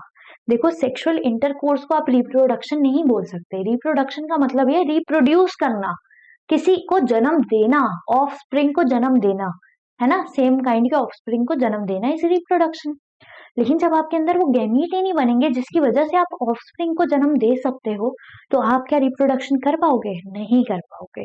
ठीक है, तो यहाँ पर क्या होता है, यहाँ पर ये लोग बोलते हैं कि जो मेल्स है ना, उनके अंदर ज्यादा जो है टाइम पीरियड के लिए वो क्या कर पाते हैं, रिप्रोड्यूस कर पाते हैं, उनके अंदर वो क्षमता है। लेकिन जो फीमेल है वो एक पर्टिकुलर टाइम पीरियड तक ही रिप्रोड्यूस कर सकती है, उसके बाद वो रिप्रोड्यूस नहीं कर सकती। Okay, in females, the reproductive phase of life begins at puberty, 10 to 12 years of age, and generally lasts till the age of approximately 45 to 50 years. यहाँ पे बोलता है कि जो औरतें हैं या फीमेल्स हैं वो जो है वो सिर्फ और सिर्फ 40-50 साल, मतलब 45-50 साल की एज तक ही क्या कर पाएंगी, रिप्रोडक्शन कर पाएंगी। उसके बाद वो नहीं कर पाएंगी। मतलब एक तो 12-13 साल से पहले नहीं कर सकती थी रिप्रोडक्शन, और साथ ही साथ वो 50 के आसपास भी, और उसके बाद वो रिप्रोडक्शन नहीं कर सकती। तो अप्रोक्सीमेटली अगर मैं आपको बोलूँ तो 12 साल से 45 या 50 साल तक की एज तक क्या होगा, जो फीमेल है वो रिप्रोडक्शन कर सकती है। ठीक है, ऐसा क्यों होता है देखते हैं। The ovum begin to mature with the onset of puberty. One ovum matures and is released by one of the ovaries once in about 28 to 30 days. अब यहाँ पे बोलता है कि जो फीमेल के अंदर ओवरीज होती है ना, जो एग को मेच्योर करती हैं, ये जो मेच्योर्ड एग होता है ना, ये 28 से 30 दिनों की साइकिल में हर बार मेच्योर हो जाता है। अब यहाँ पर जब ये मेच्योर हो जाता है तो क्या होता है, वो जो ओवा है, मतलब जो एग है, वो निकल जाएगा। निकल जाएगा किस फॉर्म में? अब दो एक फॉर्म हो सकती है, या तो वो एग जो है वो मेच्योर हो गया और अब वो फर्टिलाइज हो जाए, मतलब स्पर्म के साथ वो फ्यूज हो जाए, जिसकी वजह से बच्चा पैदा हो जाएगा। लेकिन अगर वो फ्यूज नहीं हुआ तो उस अंडे का क्या करेंगे हम?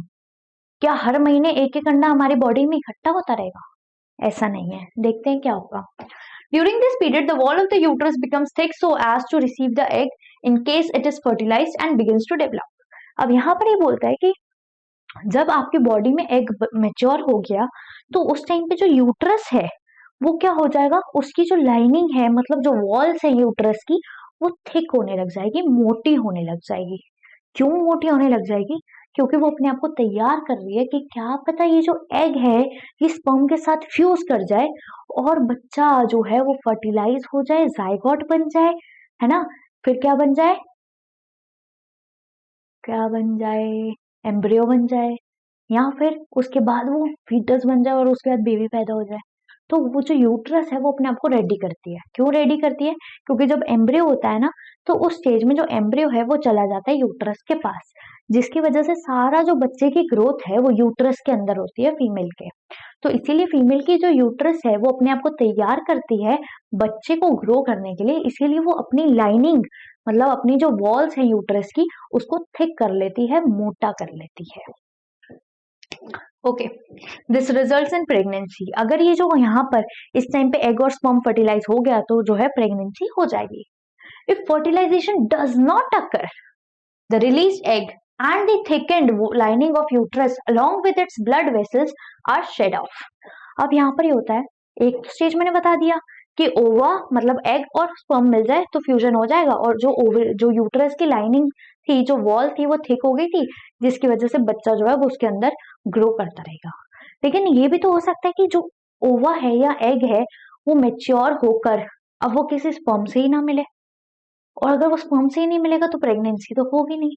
तो क्या वो मेरे अंदर ही रह जाएगा अंडा? वो नहीं रहेगा। उस टाइम पे क्या होगा, क्योंकि मेरा जो यूट्रस था, ठीक है, वो क्या हो गया, उसके ऊपर पूरी लाइनिंग जो है मतलब थिक हो गया है ना, उसकी वॉल्स थिक हो गई।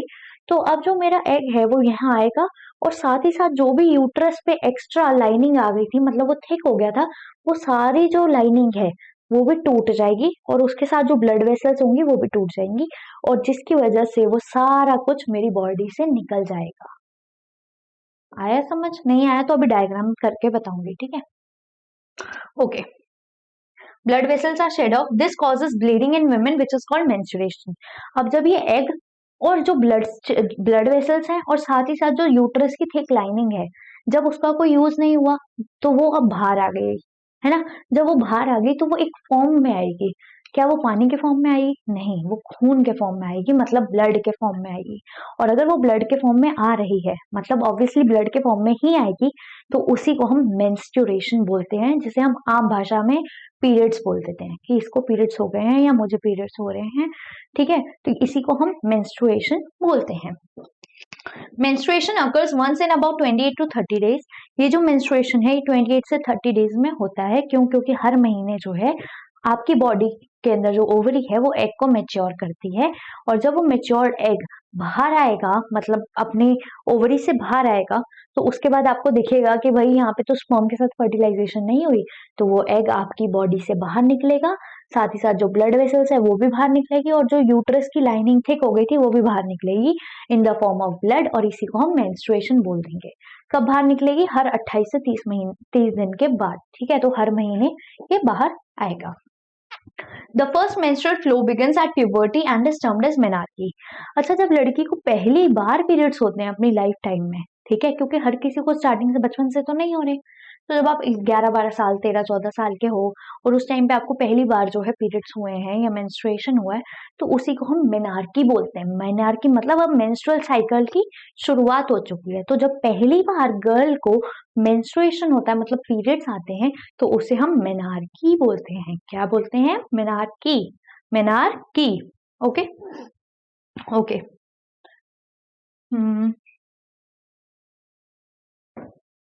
At 45 to 50 years of age, the menstrual cycle stops. Stoppage of menstruation is termed menopause. Initially, menstrual cycle may be irregular. It takes some time to become regular. अब क्या होता है? अब जब स्टार्टिंग हुई periods की तो उसे तो हमने मेनार्की बोल दिया, लेकिन जब वो 45-50 साल की हो जाएगी फीमेल, तो उसके पीरियड्स जो है वो रुक जाएंगे। क्यों? क्योंकि ओवरीज जो हैं अब वो एग को रिलीज ही नहीं करेंगी, मतलब ओवरीज के अंदर अब एग ही नहीं मेच्योर होगा।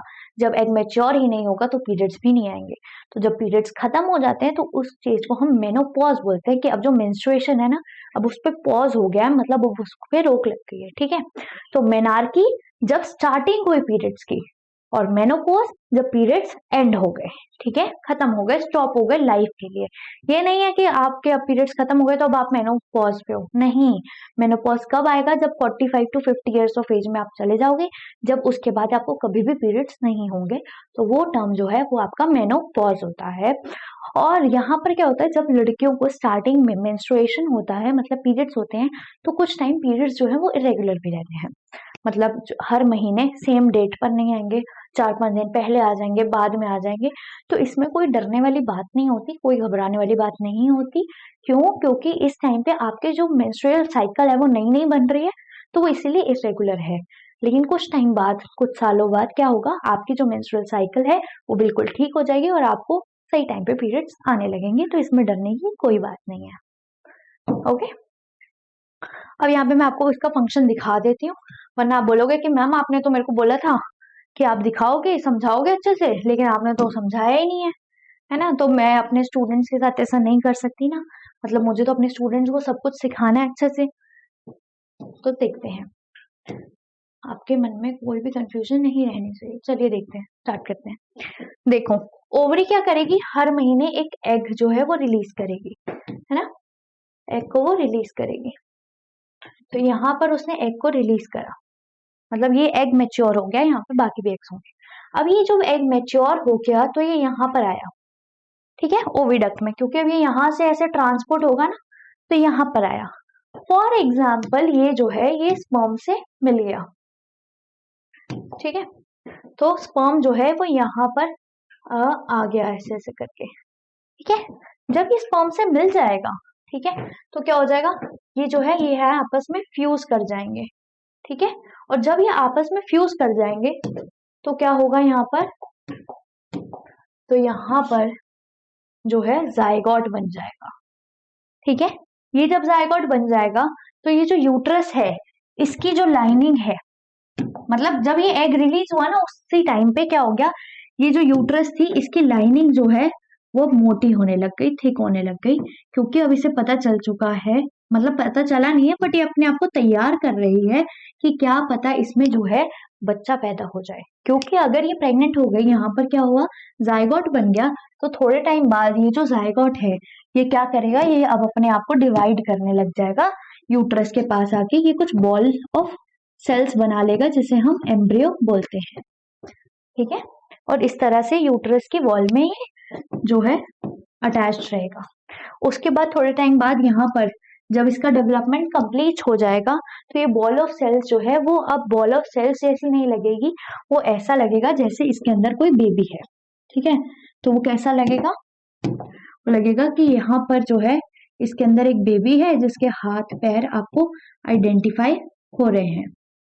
ठीक है, जब आपको इस तरह से एम्ब्रियो जो है वो आप आइडेंटिफाई कर पाओगे, इसके ये हाथ हैं, ये पैर है, ये सर है, या हेड है, या ईयर है, या नोज है, तो वो फीटस कहलाता है। जब ये पूरी तरह डेवलप हो जाएगा तो बेबी का जन्म हो जाएगा, मतलब बच्चा जो है वो अब पैदा हो जाएगा। ये कब हुआ, जब क्या हुआ, स्पर्म और एग मिल गए, फर्टिलाइजेशन हो गया। उस टाइम पे ये जो यूट्रस की लाइनिंग थी ये ठीक हो गई, क्योंकि इसको बच्चे की सुरक्षा करनी थी, है ना, बच्चे को सेफ रखना था।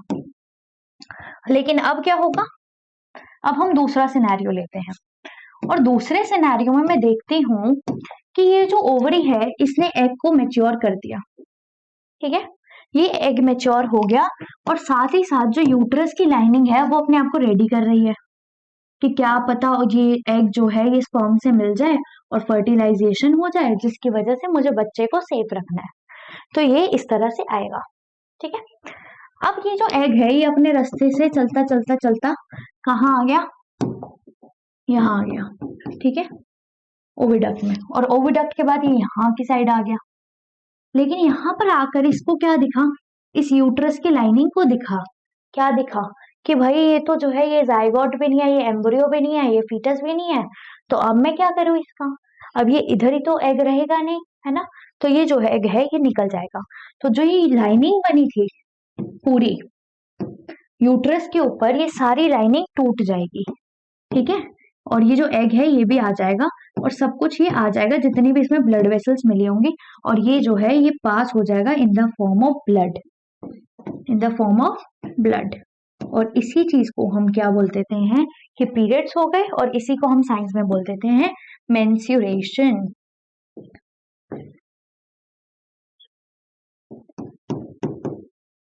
ठीक है, तो ये हो गया आपका मेंस्ट्रुएशन। ठीक है, तो मेंस्ट्रुएशन हो गई आपकी क्लियर, क्लियर, अच्छे से समझ आ गया होगा।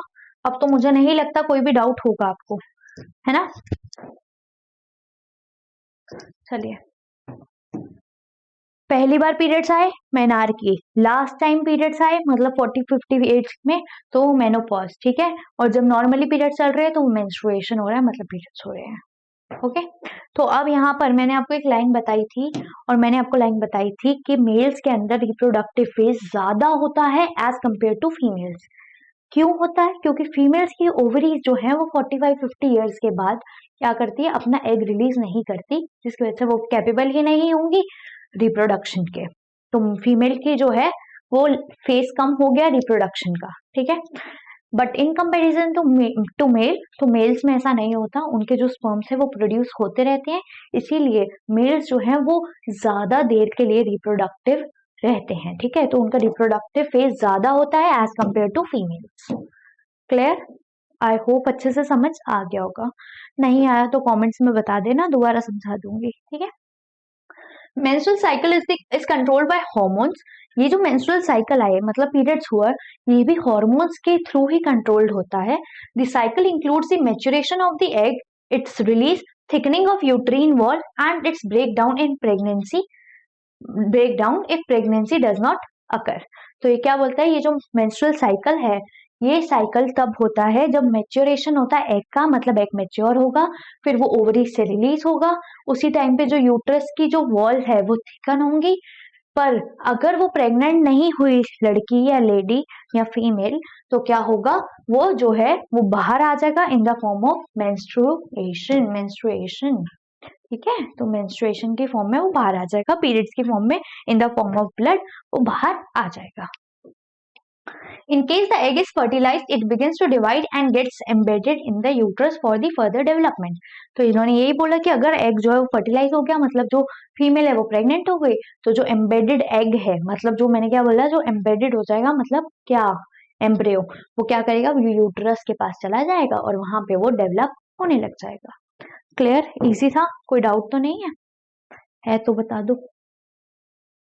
चलो आगे बढ़ते हैं।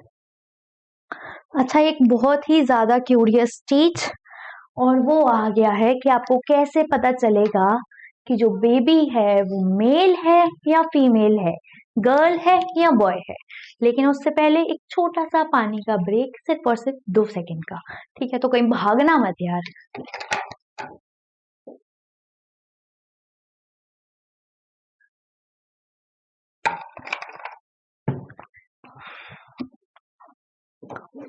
आ गई दोबारा, ठीक है? चलो, how is the sex of baby determined, boy और गर्ल? किसी भी बेबी का जो सेक्स है, मतलब वो मेल है या फीमेल है, ये कैसे डिटरमाइन होगा? Inside the fertilized egg or zygote is the instruction for determining the sex of baby.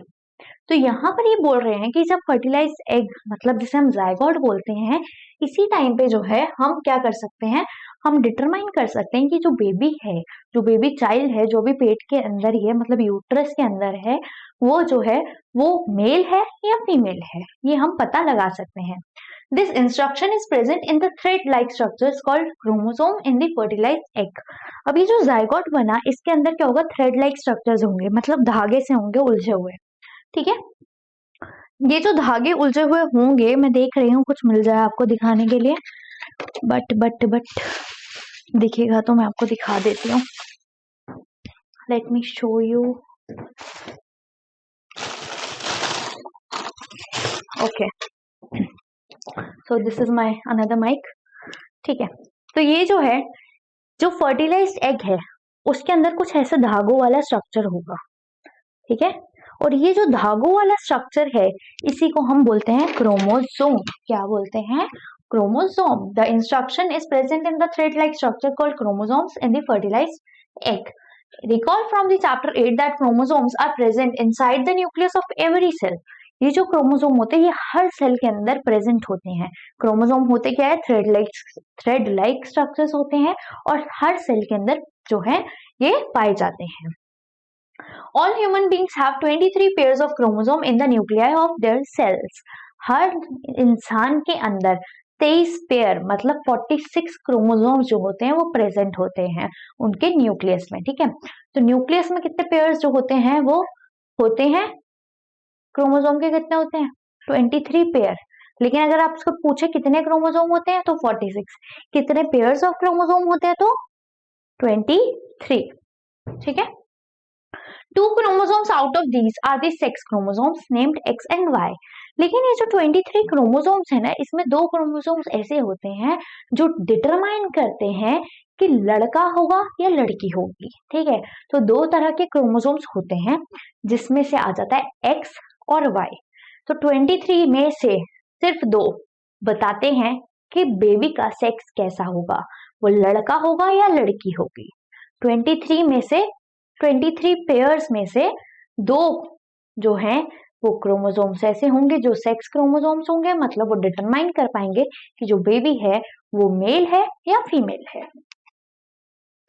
A female has 2 X chromosomes while a male has X and Y chromosome. अच्छा, यहाँ पर होता क्या है ना, कैसे ही पता चलता हमें?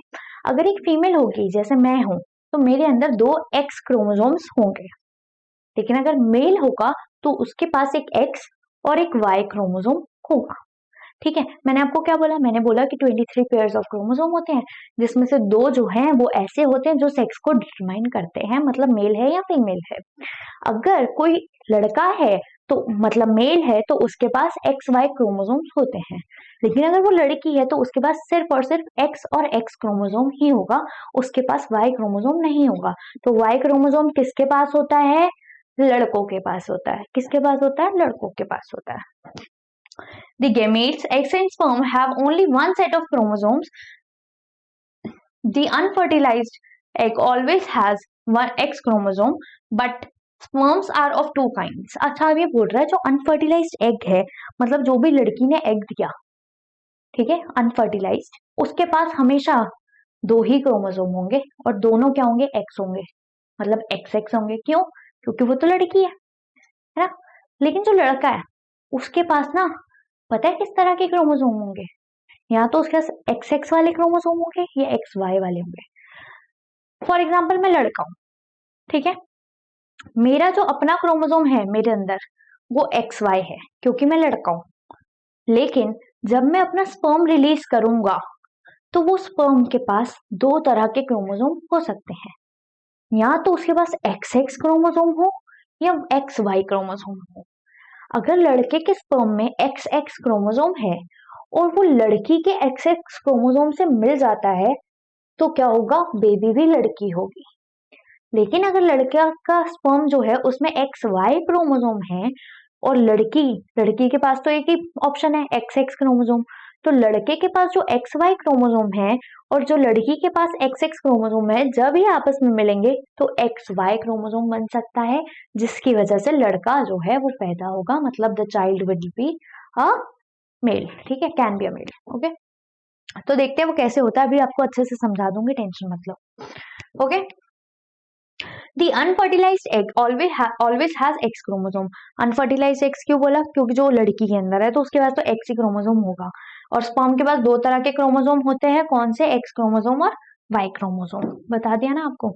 अब देख लेते हैं।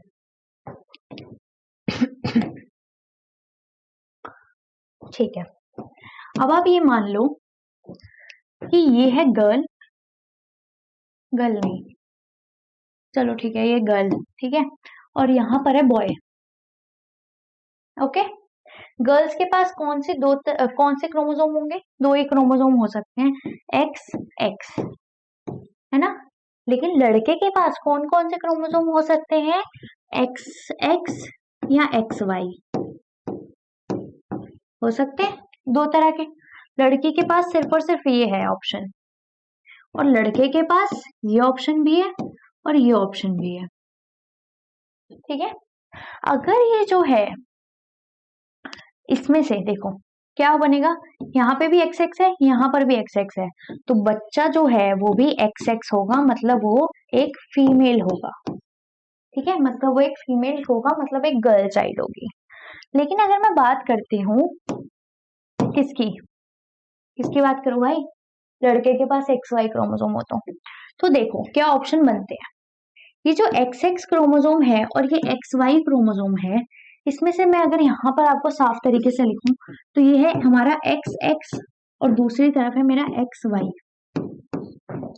अब ये क्या होगा, अगर ये एक्स एक्स जो है वो एक्स वाले से मिलेगा तो गर्ल हो जाएगी, लेकिन अगर ये एक्स एक्स जो है ये वाई के साथ मिल गया, ठीक है, तो ये क्या बन जाएगा, ये एक्स वाई बन जाएगा, और एक्स वाई बन जाएगा तो ये बॉय बन जाएगा, और बॉय जो होता है वो मेल होता है ना। तो क्लियर हुआ क्या? दोबारा बता रही हूँ, अगर लड़की है उसके पास तो एक्स एक्स क्रोमोसोम ही होगा, लेकिन जो लड़का है उसके पास यहाँ तो एक्स एक्स होगा या एक्स वाई होगा। अगर जो लड़का है उसका जो वाई वाला क्रोमोसोम है वो अगर लड़की के क्रोमोसोम से मिल जाता है तो ये बॉय बना लेगा, अदरवाइज ये फीमेल बनाएगा, ठीक है। तो क्या होगा, क्या हुआ, अगर आप ध्यान से इस चीज को देखो तो कौन रिस्पॉन्सिबल है बेबी के सेक्स के ऊपर, मतलब कौन जो है वो रिस्पॉन्सिबल है कि बेबी जो है वो मेल होगा या फीमेल होगा, कौन रिस्पॉन्सिबल है? लड़की के पास तो एक ही तरीका है एक्स एक्स वाला, लड़के के पास ये है एक्स एक्स और एक्स वाई, है ना, मतलब एक्स या वाई। तो फिर कौन रिस्पॉन्सिबल है, लड़का पैदा होगा या लड़की? ऑब्वियसली लड़का ही रिस्पॉन्सिबल है, क्योंकि लड़की के पास तो और कोई ऑप्शन ही नहीं है। तो जब हम बातें सुनते हैं, क्या बातें सुनते हैं कि ये जो लड़की है इसकी वजह से क्या हो रहा है, ये बच्चा नहीं पैदा कर पा रही, लड़का पैदा नहीं कर पा रही, हमें लड़का नहीं दे पा रही, तो ये जो ये पिछड़ी सोच है, और पिछड़ी सोच ही नहीं, ये बिल्कुल गलत है, क्योंकि साइंटिफिकली क्या वैसे भी, ठीक है, साइंटिफिकली लो या नेचुरली लो, ये पॉसिबल ही नहीं है कि लड़की जो है वो डिटरमाइन करे कि उसका जो बेबी है उसका क्या सेक्स है, मतलब वो मेल है या फीमेल है। ये डिपेंड सिर्फ और सिर्फ लड़कों पे करता है, लड़कों की वजह से ही या तो मेल पैदा होगा या फीमेल पैदा होगा, ठीक है। तो इसमें लड़की का या फीमेल का कोई भी रोल नहीं होता। एक बार अब इजी तरीके से दोबारा समझा देती हूँ, ठीक है। तो हुआ क्या, मान लो लड़की जो है वो गर्ल है, तो उसके पास एक्स क्रोमोसोम होगा, लेकिन जो लड़का है, ठीक है, उसके पास एक्स क्रोमोसोम भी होगा और वाई क्रोमोसोम भी होगा। अब अगर ये लड़की के एक्स क्रोमोसोम के साथ एक्स क्रोमोसोम मिल जाता है तो ये फीमेल हो जाएगा, क्यों? क्योंकि ये तो एक्स एक्स बन गया। लेकिन अगर ये एक्स क्रोमोसोम लड़की का लड़के के वाई क्रोमोसोम से मिल जाता है तो ये एक्स वाई बन जाएगा, जिसकी वजह से एक मेल जो है चाइल्ड पैदा होगा, ठीक है। तो अब तो इजी लगा, यहीं पे ये है कि जो स्पर्म है वो उसके पास वाई है या एक्स है। अगर ये जो है एक्स, ये इस एक्स एक्स से मिलता है तो लड़की पैदा होगी, और ये वाई वाला क्रोमोसोम अगर इस एक्स एक्स से मिलता है तो लड़का पैदा होगा। अब तो इजीली समझ आ गया होगा। Sorry, okay, clear. तो यही अभी हमने पढ़ा था। Okay, next, when a sperm containing X chromosome fertilizes the egg, the zygote would have 2 X chromosomes and develop into a female child। अगर स्पर्म के पास X क्रोमोसोम होगा, वहां से लड़की के पास भी X क्रोमोसोम होगा, तो जाइगोट के पास 2 X क्रोमोसोम हो जाएंगे, जिसकी वजह से जो बेबी है वो फीमेल चाइल्ड होगा। If the sperm contributes a Y chromosome to the egg at fertilization, the zygote would develop into a male child। अगर स्पर्म जो है वो अपना Y क्रोमोसोम देगा और लड़की जो अपना X क्रोमोसोम देगी, तो जो बच्चा पैदा होगा उसके पास XY होगा, जिसकी वजह से जो है चाइल्ड वो मेल होगा, मतलब वो मेल चाइल्ड होगा। Now you know that the sex chromosomes of the father determine the sex of an unborn baby। एक ऐसा बच्चा जो अभी तक पैदा नहीं हुआ, उसका जो सेक्स है वो डिटरमाइन सिर्फ और सिर्फ जो है वो फादर के स्पर्म की वजह से होता है, ठीक है। तो इसमें जो फीमेल है उसका कोई रोल नहीं होता सेक्स ऑफ द बेबी में, मतलब जेंडर का कोई रोल फीमेल का नहीं होता। The believe that the mother is responsible for the sex of her baby is completely wrong and to blame her for this is totally unjustified. ठीक है, तो हम बोलते हैं, मतलब बहुत बातें हमने सुनी हुई है कि जो माँ है वो लड़का पैदा नहीं कर पा रही, तो ये बिल्कुल गलत है, क्योंकि फीमेल का तो इसमें रोल ही नहीं है, इसलिए बिल्कुल बात जो है वो अनजस्टिफाइड है। ओके, आगे बढ़ते हैं। Hormones other than sex hormones, ये कहता है कि अब हमारी बॉडी में सिर्फ सेक्स हॉर्मोन्स थोड़ी ना है यार, बाकी भी तो हॉर्मोन्स है ना। तो देखते हैं कौन से हॉर्मोन्स है। The hormone secreted by the pituitary stimulates testes and ovaries to produce their hormones। ये क्या बोलता है? ये बोलता है जो पिट्यूटरी से जो है हमारे हॉर्मोन्स निकले टेस्टिस और ओवरीज के लिए, मतलब टेस्टोस्टेरोन और एस्ट्रोजन, वो क्या करते हैं? वो अपने आप को प्रोड्यूस करते हैं। You have already learn that the pituitary gland is an endocrine gland, ठीक है। तो हमें पता है पिट्यूटरी ग्लैंड जो है वो एंडोक्राइन ग्लैंड है, मतलब उसके पास डक्ट नहीं है, और जिसकी वजह से वो जो है सीधा ब्लड के अंदर अपने हॉर्मोन्स सिक्रीशंस रिलीज करेगा। Okay, okay, it is attach to the brain. ये जो पिट्यूटरी ग्लैंड है ब्रेन के पास होता है, ये भी मैंने आपको बता दिया था। Apart from the pituitary testes and the ovaries, there are other endocrine glands in the body such as thyroid, pancreas and adrenals, ठीक है। तो ये बोल रहा है सिर्फ पिट्यूटरी ग्लैंड, सिर्फ टेस्टोस्टेरोन, सिर्फ एस्ट्रोजन, यही सिर्फ एंडोक्राइन ग्लैंड नहीं है, यही सिर्फ डक्टलेस ग्लैंड नहीं है हमारी बॉडी में। हमारी बॉडी में और भी डक्टलेस ग्लैंड्स हैं, जिसमें से हम पेनक्रियास की बात करते हैं, हम एड्रिनल्स की बात करते हैं, हम थायराइड की भी बात करते हैं। पर पहले देख लेते हैं। पिट्यूटरी ग्लैंड मैंने आपको बता दिया यहाँ होता है, थायराइड ग्लैंड गले के पास, यहाँ गले से थोड़ा नीचे इस थायराइड ग्लैंड। थायराइड ग्लैंड कहाँ है? यहाँ पर है, ठीक है। ओके, उसके बाद ये एड्रिनल ग्लैंड होता है, ठीक है, इस साइड एड्रिनल ग्लैंड हो जाएगा आपका, और पेनक्रियास, ठीक है, यहाँ पे होता है पेनक्रियास। पेनक्रियास का क्या फंक्शन है? पेनक्रियास जो है वो इंसुलिन को क्या करेगा, चलो आगे बताती हूँ, थोड़ी सी तो मतलब होनी चाहिए ना सस्पेंस।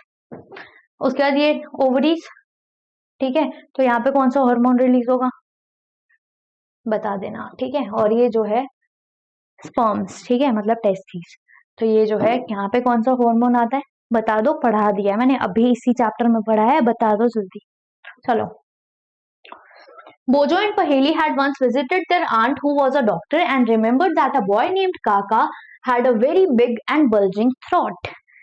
ये बोझो और पहेली जो है इनको याद आता है कि एक बार ना अपनी आंटी के पास गए थे और उनकी जो वो आंटी है ना वो एक डॉक्टर है और उन्होंने वहां पे एक लड़के को देखा जिसका नाम था काका। और वो जो लड़का था ना उसकी जो थ्रोट थी वो काफी ज्यादा बड़ी थी और बल्जिंग थी। ठीक है, बल्जिंग मतलब उमड़ी हुई। ठीक है, मतलब थोड़ा हिस्सा ऐसे गोलाई में आ जाना। ठीक है, इस bulging. Their aunt had told them that Kaka was suffering from goiter, a disease of thyroid gland. तो आंटी ने बताया, क्योंकि वो डॉक्टर हैं तो वो बता रही हैं उन दोनों बच्चों को कि ये जो काका है इसका जो थ्रोट बड़ा हो गया और बल्जिंग हो गया ना, ये इस वजह से हो गया क्योंकि इस काका को ना क्या है, गोइटर है। क्या है, गोइटर है। और ये जो गोइटर है ना ये थायराइड ग्लैंड की वजह से होता है। ठीक है, तो ये गोइटर जो है ये थायराइड ग्लैंड की वजह से होता है। ठीक है, तो थायराइड ग्लैंड का फंक्शन सही से नहीं हुआ, जिसकी वजह से क्या हो जाएगा, जिसकी वजह से क्या होगा, ये जो नेक है काका की वो बड़ी हो जाएगी और बल्जिंग हो जाएगी। ओके, काका's thyroid gland was not producing the hormone thyroxine। तो ये जो काका है इसका जो हार्मोन है वो प्रोड्यूस ही नहीं हो रहा था थायरोक्सिन। ये जो थायरोक्सिन हार्मोन है ये प्रोड्यूस कौन करता है, थायराइड ग्लैंड करता है। तो थायराइड ग्लैंड का फंक्शन है कि ये थायरोक्सिन हार्मोन को प्रोड्यूस करे। क्योंकि काका के थायरोक्सिन ग्लैंड में था, थायराइड ग्लैंड में थायरोक्सिन ही नहीं प्रोड्यूस हो रहा था, तो काका की जो नेक थी वो बड़ी और बल्जिंग हो गई थी। और वो बड़ी और बल्जिंग हो गई थी तो उसको एक डिसीज हो गई थी इसका मतलब, और जिस डिसीज का नाम था गोइटर। क्या नाम था, goitre. Their aunt also told them that their uncle was suffering from diabetes because his pancreas was not producing the hormone insulin in sufficient quantities। तो यहाँ पर वही बात जो मैंने आपको बोला था बताती हूँ। ठीक है, तो वो जो है पेनक्रियाज जो थे, आंटी बोलती है कि जो उनके हस्बैंड है, ठीक है, वो जो है उनको डायबिटीज है। डायबिटीज आपके जो फैमिली है उसमें भी हो सकती है ना, आपको मतलब कोई ना कोई जानकार तो होगा जिसे डायबिटीज होगी, जिसे हम नॉर्मली शुगर बोलते हैं। तो ये जो डायबिटीज है क्यों होती है, क्योंकि जो हमारे पैनक्रियास होते हैं इनका काम होता है इंसुलिन को प्रोड्यूस करना। पर जब ये प्रॉपर क्वांटिटी में मतलब सफिशिएंट क्वांटिटी में इंसुलिन को प्रोड्यूस नहीं कर पाते या नहीं करता तो क्या होता है, तो इसकी वजह से हमें शुगर हो जाती है, मतलब डायबिटीज हो जाती है। थायराइड ग्लैंड अगर थायरोक्सिन को प्रोड्यूस ना करे तो गोइटर हो जाएगा, और पैनक्रियास अगर इंसुलिन को प्रोड्यूस ना करे तो डायबिटीज हो जाएगी। अभी तक की समझ आया, आगे देखते हैं।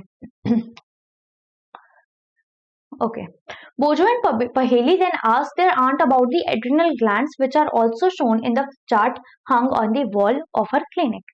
तो बोजो और पहेली ने पूछा कि चलो हम पैनक्रियास का और थायराइड ग्लैंड का पता चल चुका है, साथ ही साथ हमें पिट्यूटरी ग्लैंड वगैरह का भी पता चल चुका है, लेकिन ये जो एड्रिनल ग्लैंड है या बाकी ग्लैंड है इनका क्या फंक्शन है। तो यहाँ पर आंट क्या बोलती है, the aunt told them that adrenal gland secrete hormones which maintain the correct salt balance in the blood. Adrenals also produce a hormone adrenaline. It helps the body to adjust stress when one is very angry, embarrassed or worried। तो aunty ने बोला कि adrenal gland जो है कुछ ऐसे hormones को produce करते हैं जिसकी वजह से जो हमारे बॉडी के अंदर जो सॉल्ट लेवल है वो जो है वो मेंटेन रहता है। साथ ही साथ आंटी ने ये भी बताया कि जो एड्रिनल ग्लैंड है ना वो एक हार्मोन प्रोड्यूस करता है जिसका नाम होता है एड्रिनलिन। क्या नाम होता है, एड्रिनलिन। और ये जो एड्रिनलिन है इसका काम होता है कि जब आप बहुत ज्यादा स्ट्रेस्ड होते हो, एंजियस होते हो, वरीड होते हो, एग्रेसिव होते हो, तो उस टाइम पे एड्रिनल जो हार्मोन है, एड्रिनल जो ग्लैंड है वो एड्रिनलिन नाम का हार्मोन जो है वो प्रोड्यूस करता है ताकि आपका जो स्ट्रेस है, जो आप वरीड हो रहे हो वो थोड़ा कम हो जाए। ठीक है, मतलब आप थोड़े से रिलैक्स हो जाओ। तो ये कौन हमें रिलैक्स कर रहा है, एड्रिनलिन। ठीक है, एड्रिनलिन जो कहाँ से आया है, एड्रिनल ग्लैंड से आया है। एड्रिनलिन ग्लैंड मतलब एड्रिनल ग्लैंड के दो फंक्शन बताओ। एक तो ये फंक्शन हो गया कि बॉडी में सॉल्ट को मेंटेन करके रखता है, दूसरा फंक्शन ये हो गया कि ये आपके स्ट्रेस वगैरह को कम करता है। ठीक है, okay. Thyroid and adrenal secrete their hormones when they receive orders from the pituitary through its hormone। ठीक है, तो यहाँ पे क्या हो गया, पिट्यूटरी दोबारा दादाजी ऑर्डर देंगे, किसको ऑर्डर देंगे, एड्रिनल्स को, है ना।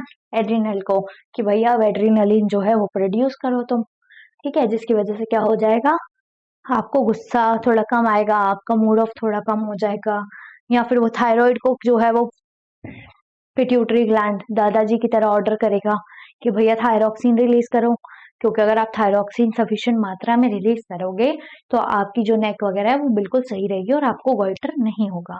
लेकिन अगर थायरॉक्सिन भी इनसफिशिएंट क्वांटिटी में रिलीज हुआ तो क्या होगा, तो गॉइटर हो जाएगा। ओके।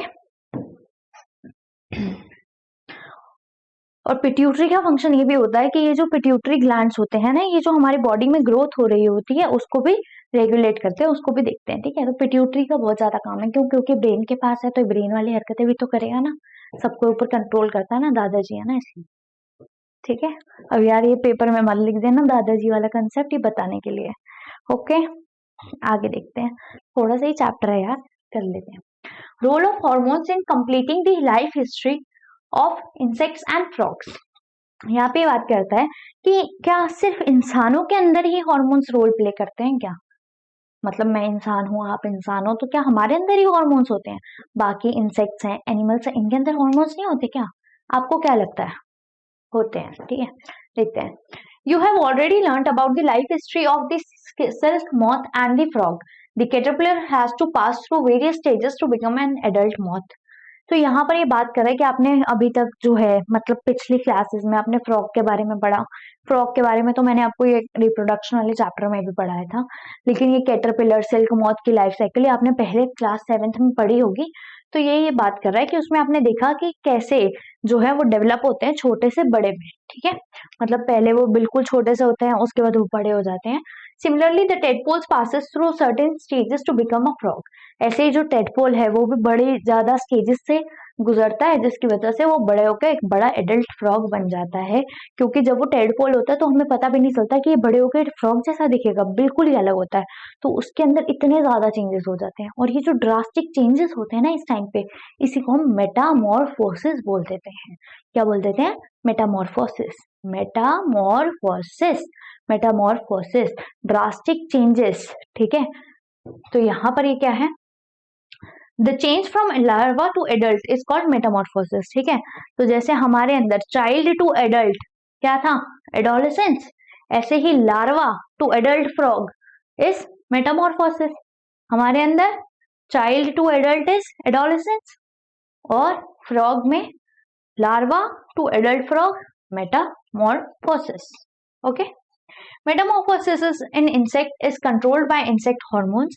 ये जो है ये इंसेक्ट के हॉर्मोन्स से ही कंट्रोल होगा, है ना। तो उनमें भी जो हॉर्मोन्स है वो फंक्शन करते हैं, जिसकी वजह से जो टेडपोल है या जो लावा है वो डेवलप होता है और बड़े होके ये एक एडल्ट फ्रॉग बन जाता है। In a frog it is controlled by thyroxine, the hormone produced by thyroid. लेकिन अगर हम फ्रॉग की बात करें तो फ्रॉग के पास भी क्या है, थायराइड ग्लैंड है, जिसकी वजह से थायरॉक्सिन प्रोड्यूस होता है। तो फ्रॉग के पास ह्यूमन जैसा कौन सा ग्लैंड है, थायराइड ग्लैंड है। ह्यूमन जैसा कैसा हार्मोन है, थायरॉक्सिन है, ठीक है, थायरॉक्सिन है। Thyroxine production requires the presence of iodine in water. The water in which the tadpoles are growing does not contain sufficient iodine, the tadpoles cannot become adults। लेकिन अब यहाँ पे क्या बात हुई, यहाँ पर बात हुई, मैंने आपको बताया था थायरॉक्सिन का काम क्या है, कि ये जो है ये इसको चाहिए होता है आयोडीन, है ना। तो ये जब इसको आयोडीन मिलता है तो ये अपना काम करेगा। लेकिन अगर आप ये समझो कि जो पानी है उसके अंदर अगर फ्रॉग के जो लार्वा हैं या टेडपोल्स हैं, अगर वो उस पानी में और उस पानी में सफिशिएंट अमाउंट ऑफ आयोडीन नहीं है, तो थायराइड ग्लैंड जो है फ्रॉग का, मतलब लार्वा का या टेडपोल का, ये जो है ये प्रॉपरली वर्क नहीं करेगा और जिसकी वजह से वो एडल्ट फ्रॉग नहीं बनेंगे। तो अगर थायराइड ग्लैंड वर्क नहीं कर रहा, किसका, लार्वा या टेडपोल का, तो वो बड़े होके एडल्ट फ्रॉग नहीं बन पाएगा। अगर वो थायराइड ग्लैंड वर्क कर रहा है, मतलब ये है कि पानी के अंदर सफिशिएंट अमाउंट में आयोडीन है।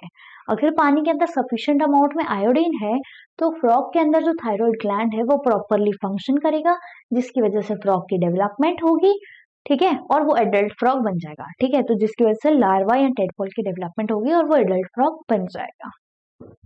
Okay, reproductive health. अब हम बात करते हैं रिप्रोडक्टिव हेल्थ। रिप्रोडक्टिव हेल्थ जैसे हमारी मेंटल हेल्थ होती है, सोशल हेल्थ होती है, इमोशनल हेल्थ होती है, फिजिकल हेल्थ होती है, ऐसे ही अब हम बात करते हैं रिप्रोडक्टिव हेल्थ की।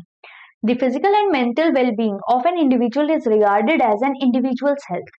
तो अगर हम फिजिकल और मेंटल हेल्थ की बात करते हैं तो इसे हम नॉर्मली क्या बोल देते हैं कि एक इंडिविजुअल की हेल्थ है, मतलब एक पर्सन की हेल्थ है। To keep the body healthy every human being at any age needs to have a balanced diet.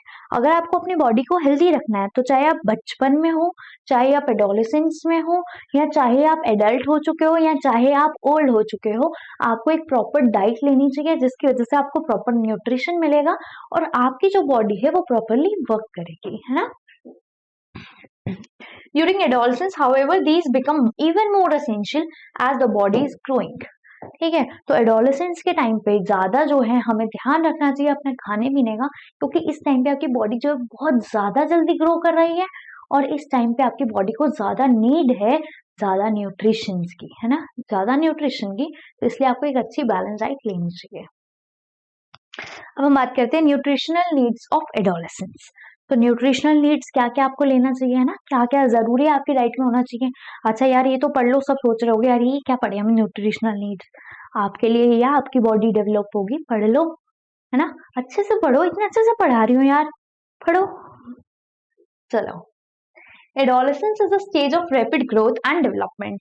ये जो एडोलेसेंस है ये एक ऐसा स्टेज है जिस टाइम पे आपकी जो बॉडी है उसमें रैपिड ग्रोथ हो रही है और डेवलपमेंट हो रही है ना। Hence the diet for the adolescent has to be carefully plan. इसीलिए जो डाइट है किसकी, एडोलेसेंस की, वो केयरफुली प्लान करनी चाहिए, उसमें कोई भी चीज कम नहीं होनी चाहिए, सारे मिनरल्स वाइटामिन सब कुछ प्रेजेंट होना चाहिए। Recall that a balanced diet means that a meal includes proteins, carbohydrates, fats and vitamins in a requisite proportion, है ना। तो सब कुछ होना चाहिए, हमें पता है बैलेंस डाइट क्या होती है, जिसमें minerals, vitamins, proteins, fats, carbohydrate, ये सब कुछ चीजें हो, है ना, तो यही होना चाहिए। और Indian meal of roti, rice, dal, pulses and vegetables is a balanced meal. तो हमारी जो इंडियन मील है वो बैलेंस्ड मील है, ये तो मैंने आपको स्टार्टिंग में भी बताया था, है ना। Milk is a balanced food in itself. अच्छा, जो बच्चे मिल्क नहीं पीते, है ना, दूध पी लिया करो, दूध जो है वो बहुत ज्यादा अच्छा है, बहुत ज्यादा हेल्दी और बहुत ही अच्छा एक बैलेंस डाइट का सोर्स है, ठीक है। तो जो मिल्क है ना वो पूरा बैलेंस्ड फूड है, तो उसको लिया करो यार, रोज सुबह एक गिलास तो पी लो, सुबह नहीं पीना तो रात को पी लो, पर पी लो, ठीक है, इससे आपकी बॉडी ही अच्छी रहेगी। Fruits also provide nourishment for infants, mother's milk provide all the nourishment that they need, ठीक है।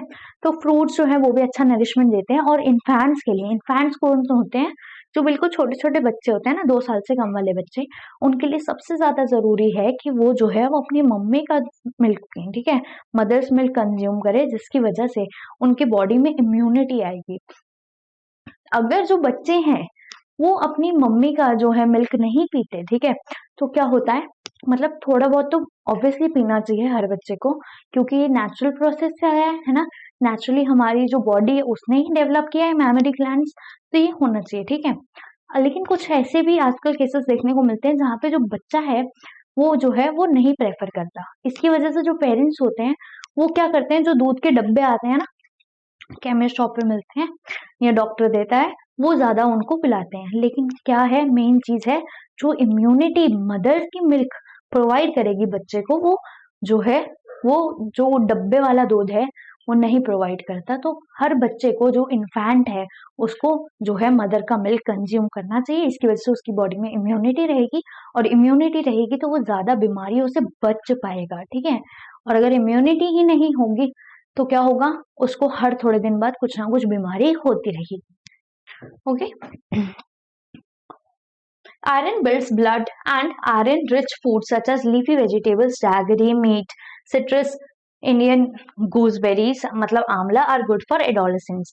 तो ये बोल रहा है कि आपको मीट्स खाना चाहिए, आपको मीट ले सकते हो आप अगर आप नॉन वेजिटेरियन हो। अगर आप वेजिटेरियन हो तो आप लीफी वेजिटेबल्स जैसे पालक हो गया, बथुआ हो गया, मेथी हो गई, साग हो गया, ये सब आपको लेना चाहिए।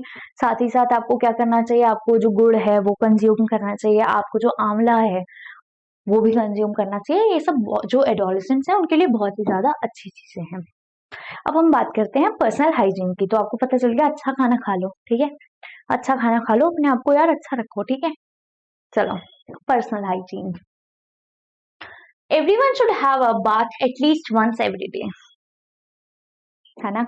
अब मैं क्या बोलूं इसमें, रोज नहाना चाहिए। It is more necessary for teenagers because the increased activity of sweat glands sometimes makes the body smelly. अब ये क्या होता है, टीनेज में आपकी बॉडी इतनी ज्यादा ग्रो कर रही है, और मैंने आपको स्टार्टिंग में बताया कि स्वेट एंड सेबेशियस ग्लैंड्स जो हैं या जो सलाइवरी ग्लैंड्स हैं वो आपकी बॉडी में ज्यादा होते हैं, जिसकी वजह से आपको ज्यादा पसीना आता है या ज्यादा ऑयल आपकी स्किन पे आता है। तो इस टाइम पे क्या होगा, अगर आप नहाएंगे नहीं रोज तो आपकी बॉडी जो है वो स्मेली हो जाएगी, और किसी भी इंसान को नहीं पसंद होता कि वो सामने वाला इंसान जो है उससे स्मेल आ रही हो, है ना। तो आपको हमेशा अपनी बॉडी को साफ सुथरा रखना चाहिए, आपको उसे क्लीन रखना चाहिए, जिसकी वजह से क्या हो, आपके साथ लोग उठना बैठना पसंद करें। अगर आपसे ही स्मेल आ रही होगी तो ऑब्वियसली कोई भी इंसान इतना ज्यादा कंफर्टेबल नहीं हो पाएगा आपके साथ, और वो प्रेफर नहीं करेगा। तो आप अपने आप को बिल्कुल ध्यान दो, अपनी पर्सनल हाइजीन पे आपको ध्यान देना चाहिए, और क्या करो, अपने आप को साफ सुथरा रखना चाहिए, ठीक है। All parts of the body should be washed and cleaned every day. If cleanliness is not maintained, there are chances of catching bacterial infections.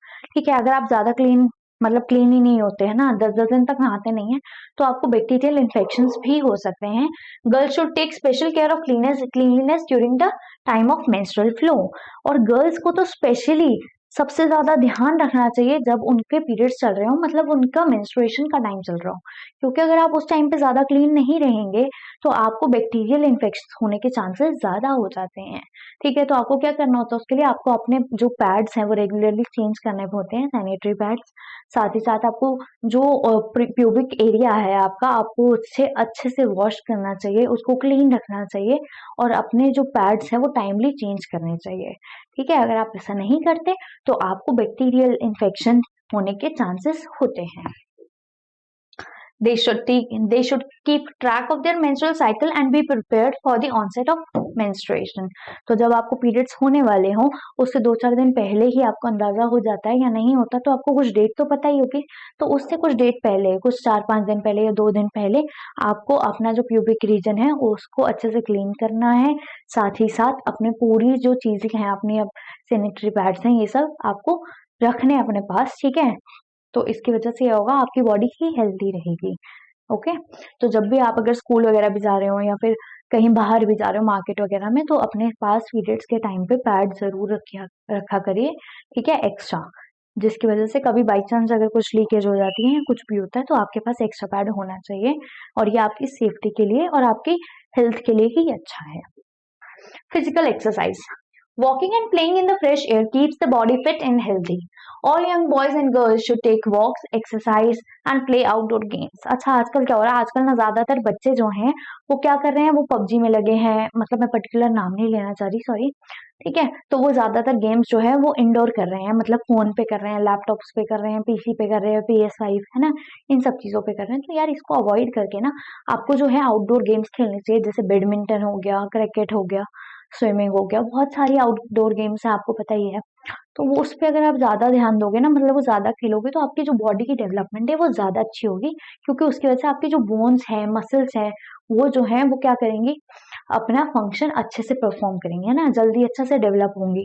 लेकिन अगर आप अपने बोन्स मसल्स वगैरह को किसी को हिला डुला ही नहीं रहे, बस घर पे चेयर पे बैठे हुए हो, तो क्या होगा, आपको फैट आएगा, या फिर आपको क्या होगा, आपकी जो बॉडी है वो अच्छे से ग्रो नहीं कर पाएगी, क्योंकि वो चीजें यूज में ही नहीं है।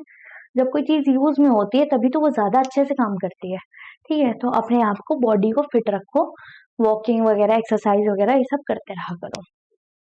Myths, taboos, dos and don'ts, ठीक है। तो ये तो कुछ ऐसे मिथ्स हैं, वो मैं आपको बता देती हूँ, कि जो बच्चा है वो माँ की वजह से मेल या फीमेल होता है, तो ये गलत है। साथ ही साथ कुछ मिथ्स ऐसे हैं कि मेंस्ट्रुअल साइकिल जब चल रही है तो लेडी को या फीमेल को किचन में नहीं जाना चाहिए, वो इम्प्योर है, या फिर वो जो है मंदिर है या जो भी जगहें हैं वहां पर नहीं जाना चाहिए, तो ठीक है, वो हम मान सकते हैं। लेकिन किचन में जाना या उसको मेंस्ट्रुएशन के टाइम पे इम्प्योर बोलना ये गलत है, क्योंकि एक नेचुरल प्रोसेस है, कोई भी अपनी मर्जी से तो ये जानबूझ के नहीं करेगा ना, तो ये नेचुरल प्रोसेस है, और जब भगवान ने ही बनाया है तो फिर हम क्यों इसको इम्प्योर मान रहे हैं, ठीक है। तो ये सब चीजें हैं यहाँ पर। से नो टू ड्रग्स। अब हम लास्ट के 2 टॉपिक्स पे आ गए हैं। अब यहाँ पर बात हो रही है ड्रग्स की। पहले मैं आपको बता दूं, ड्रग्स 2 तरह के होते हैं।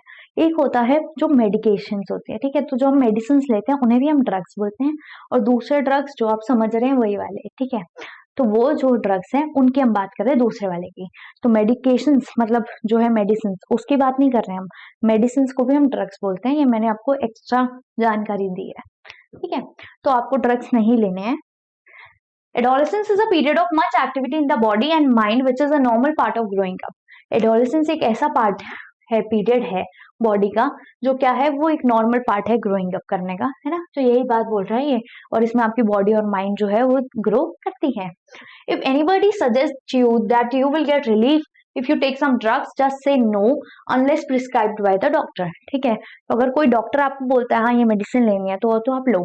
अदरवाइज कोई और बोल रहा है, आपका दोस्त या फिर कोई और जानने वाला, तो कूल बनने के चक्कर में कृपया करके आप ड्रग्स का यूज ना करें, ठीक है। ये बोल रहा है क्योंकि ये जो ड्रग्स हैं ये बहुत ही ज्यादा एडिक्टिव होते हैं, और इस टाइम पे जब आप पहली बार ड्रग्स को करोगे यूज, तो फिर क्या होगा, तो आपको ऐसा लगेगा आपकी बॉडी बहुत ज्यादा रिलैक्स हो रही है, बहुत ज्यादा रिलीफ मिल रहा है, लेकिन कुछ टाइम बाद ऐसा नहीं होता, बल्कि आपको एडिक्शन हो जाती है। Okay, if you take them once you feel like taking them again and again. अगर आप एक बार ड्रग्स को ले लोगे तो आपको लगेगा हाँ यार मुझे बॉडी में रिलीफ मिला, मुझे अच्छा लग रहा है, तो मैं दोबारा वो लेता हूँ। They harm the body in the long run, they ruin health and happiness, ठीक है। तो ये बॉडी को भी हार्म करते हैं, एकदम से आपको वो साइड इफेक्ट्स नहीं दिखेंगे, लेकिन लेटर ऑन वो दिखते हैं, और साथ ही साथ में ये आपकी हेल्थ और हैप्पीनेस दोनों को ही खराब करता है। क्यों? क्योंकि आपकी फैमिली उससे बिल्कुल भी खुश नहीं होगी। तो जब आपकी फैमिली ही आपसे खुश नहीं है, नाराज रहती है, तो क्या होगा, आप भी ऑब्वियसली खुश नहीं रहेंगे। You must have heard about AIDS, which is caused by dangerous virus HIV. This virus can pass on to a normal person from an infected person by sharing the syringes used for infected drugs. अब ये क्या होता है, अब आपने कुछ जो है बीमारियां जैसे एड्स, HIV, ये आपने सुना हुआ होगा, है ना। और अगर आपने ये सुना है तो आपको पता होगा कि ये होता कैसे है। तो सबसे मेन रीजन इसका मैं बता दूं आपको, 2-3 है।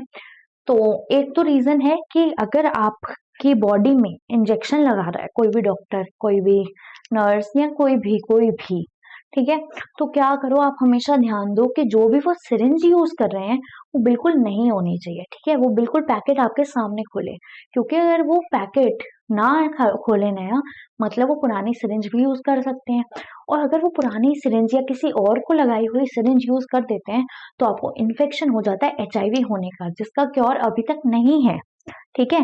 तो उसका क्योर नहीं है, और आपकी इम्यूनिटी बहुत ज्यादा वीक हो जाती है, जिसकी वजह से मरने के चांसेस भी ज्यादा हो जाते हैं, और बॉडी तो पूरी तरह से बेकार हो जाती है। तो आपको ध्यान रखना है, अगर आप किसी डॉक्टर के पास या कहीं पे भी जा रहे हो, अगर आप इंजेक्शन ले रहे हो, तो इंजेक्शन की जो सिरिंज है वो बिल्कुल नहीं लेना, और ध्यान रखना कि कोई भी पुरानी सिरिंज आपको यूज ना करे, या कोई भी यूज्ड सिरिंज आपके ऊपर यूज ना करे। इसकी वजह से कुछ ना करके भी आपको HIV हो सकता है, ठीक है। तो ध्यान रखना ऐसा कुछ ना हो। Okay, it can also be transmitted to infant from the infected mother through her milk. अब ये जो है, जरूरी नहीं है कि अगर किसी मदर को HIV है तो उसके बच्चे को भी HIV हो, ठीक है। अगर मदर को HIV है तो जरूरी नहीं है बच्चे को भी HIV हो, लेकिन अगर वो मदर अपना जो है ब्रेस्ट मिल्क पिलाती है बच्चे को, तो क्या हो सकता है, तो बच्चे को क्या हो सकता है, HIV हो सकता है। तो अगर कोई मदर है जिसको HIV है तो उसे जो है ब्रेस्ट मिल्क नहीं देना चाहिए। अदरवाइज हर मदर को ब्रेस्ट मिल्क जो है वो बच्चे को प्रोवाइड करना चाहिए, देना चाहिए, जिसकी वजह से बच्चे की जो इम्यूनिटी है वो स्ट्रांग रहेगी। Okay, the virus can also be transmitted through sexual contact with the person with the person infected with it, ठीक है। तो यहाँ पर ये यही बोल रहा है कि अगर ये जो है, मैंने आपको बताया क्या, सिरिंजेस, यूज्ड सिरिंजेस से हो सकता है, ये जो इन्फेक्टेड मदर है उससे, उसके ब्रेस्ट मिल्क से चाइल्ड को हो सकता है। और तीसरी चीज जो बहुत इंपॉर्टेंट है, क्योंकि इस टाइम पे आप भी एडोलेसेंट्स हैं, है ना, आपको भी अट्रैक्शन, लस्ट, ये सब नजर आ रहा होगा। तो ये जो है, ये सबसे ज्यादा ध्यान रखिएगा कि कभी भी मतलब किसी के साथ भी ऐसे ये सेक्सुअल इंटरकोर्स नहीं करना है, क्योंकि क्या पता जो सामने वाला इंसान है उसको HIV या एड्स हो, और अगर उसको हुआ तो वो आपको हो जाएगा, और आपको पता भी नहीं चलेगा, क्योंकि ये जो है ये अपने सिम्टम्स दिखाएगा ही तब जब आप 10-12 साल बाद उसको चेक करवाएंगे। मतलब अगर आपने कुछ कर लिया तो उसके बाद आपको नहीं पता चलेगा कि आपको HIV एड्स है या नहीं है। आपको 10-12 साल बाद जाके पता चलेगा कि ओह मुझे तो HIV हो गया। ठीक है, तो उसको रिग्रेट करने से अच्छा ये है कि आप प्रिकॉशन ले लीजिए। ओके, एडोलेसेंट प्रेगनेंसी हमारा लास्ट टॉपिक आज का। चलिए, you might be knowing that in our country the legal age for marriage is 18 years for girls and 21 years for boys. तो हमारी कंट्री में हमें पता है 18 साल की लड़की की शादी जो है वो लीगल हो सकती है, और 21 साल का लड़का अगर शादी करता है तो वो भी लीगल है। अगर उससे कम एज में करते हैं दोनों तो क्या हो जाएगा, वो इलीगल हो जाएगी, मतलब वो बाल विवाह हो जाएगा। Okay, this is because teenage mothers are not prepared mentally और फिजिकली बाय द मदरहुड। ठीक है, फॉर द मदरहुड। क्योंकि जो ये क्यों हुआ, 18 से पहले क्यों नहीं लड़की को शादी करने दे रहे, क्योंकि अगर उसने शादी कर ली तो ऑब्वियसली वो प्रेग्नेंट होगी, और अगर वो प्रेग्नेंट होगी तो उस टाइम पे वो खुद ही तैयार नहीं है, वो खुद ही इतने चेंजेस से गुजर रही होती है, एडोलेसेंस से गुजर रही होती है, उसकी बॉडी में खुद इतने चेंजेस होते हैं, तो सामने जो मतलब जो बच्चा है प्रेगनेंसी में, जो बच्चा है वो उसे कैसे पालेगी, वो उसे कैसे समझेगी। और उस टाइम पे जो फीमेल मदर है उसके भी चांसेस है कि वो जो है वो रिस्क ले रही है। ठीक है, क्योंकि आपने अगर कोई मूवी वगैरह देखी होगी पुरानी वगैरह भी, या बीच में आप देखते रहते हैं तो वो दिखाते हैं कि यहाँ तो माँ जिंदा रह सकती है या बच्चा, है ना। तो इसमें मदर की लाइफ को और चाइल्ड की लाइफ दोनों को खतरा होता है, क्योंकि जो मदर है वो बिल्कुल भी प्रिपेयर्ड नहीं है प्रेगनेंसी के लिए। तो जो भी मदर होती है, इसलिए जो लीगल एज की गई है 18 साल की गई है, ताकि जिसकी वजह से जो फीमेल है वो रिप्रोडक्टिवली केपेबल हो जाए, उसके बाद वो बेबी करे तो वो बेबी भी हेल्दी होगा और जो मदर है वो भी हेल्दी होगी। अदरवाइज वो दोनों अनहेल्दी होंगे और वो रिस्क पे होते हैं। ठीक है, आगे बढ़ते हैं। Early marriage and motherhood cause health problems in the mother and the child. It also curtails employment opportunity for the young women and may cause mental agony as she is not ready for responsibility of motherhood. तो वो responsibility के लिए तो बिल्कुल तैयार नहीं है, जिसको खुद नहीं पता, जिसे खुद नहीं पता चल रहा कि वो क्या सोच रही है, वो ओवर थिंक कर रही है, या लाइफ में क्या होगा या कैरियर कैसे सेटल करना है, वो बच्चे की रिस्पॉन्सिबिलिटी लेगी तो ऑब्वियसली वो बहुत ज्यादा और परेशान हो जाएगी। साथ ही साथ वो यहाँ पर ये बात भी बताई गई है कि इसकी वजह से उन्हें एम्प्लॉयमेंट भी नहीं मिल पाती। क्यों नहीं मिल पाती, क्योंकि जिसका बेबी होगा उसको ज्यादा लोग प्रेफर नहीं करेंगे उस टाइम पे 17-18 या 14-15 साल की एज में, है ना। तो उसी को प्रेफर किया जाएगा जो अभी बिल्कुल नॉर्मल होगा। क्यों, क्योंकि इसलिए क्योंकि जो भी कंपनी है जो आपको हायर कर रही है वो अपने प्रॉफिट के लिए काम कर रही है ना। तो वो अपने प्रॉफिट के लिए काम कर रही है, तो वो उस टाइम पे ये नहीं देखेगी कि आपका चलो बेबी भी हो गया, सब हो गया, बट आपकी हेल्थ ही सही नहीं है और आप हर थोड़े दिन में बीमार हो रहे हो, हॉस्पिटल जा रहे हो, और जो कंपनी है उसको उस घर से छुट्टी लेनी पड़ रही है, तो उससे कंपनी का बिजनेस भी अफेक्टेड होगा और साथ साथ आपकी हेल्थ भी खराब होगी। तो इसलिए जो अर्ली प्रेगनेंसी है, मतलब ये जो एडोलेसेंट प्रेगनेंसी है, ये इसको हमें अवॉइड करना चाहिए, और सही टाइम पर जो चीजें हैं उसे सही टाइम पर ही करना चाहिए। ठीक है, तो यहाँ पर होगी हमारी ये बात क्लियर। एंड में मैं आपको बस एक चीज बोलना चाहती हूँ, क्योंकि आपने इतनी देर तक मेरी वीडियो देखी है, ऑलमोस्ट 2 आवर्स की ये वीडियो है, और मैंने पूरा चैप्टर इसमें वन शॉट में कवर करवाया है। तो थैंक यू सो मच, आपने मेरी पूरी वीडियो देखी, और मैं होप करती हूँ कि आपको पूरा चैप्टर अच्छे से समझ आ गया होगा।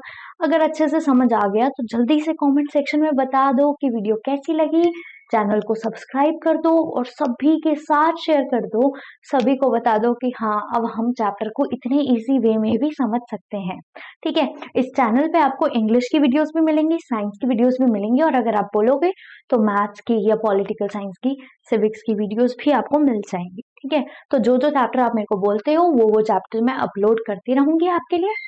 तब तक के लिए चलती हूँ, मिलती हूँ आप सभी से नेक्स्ट वीडियो में।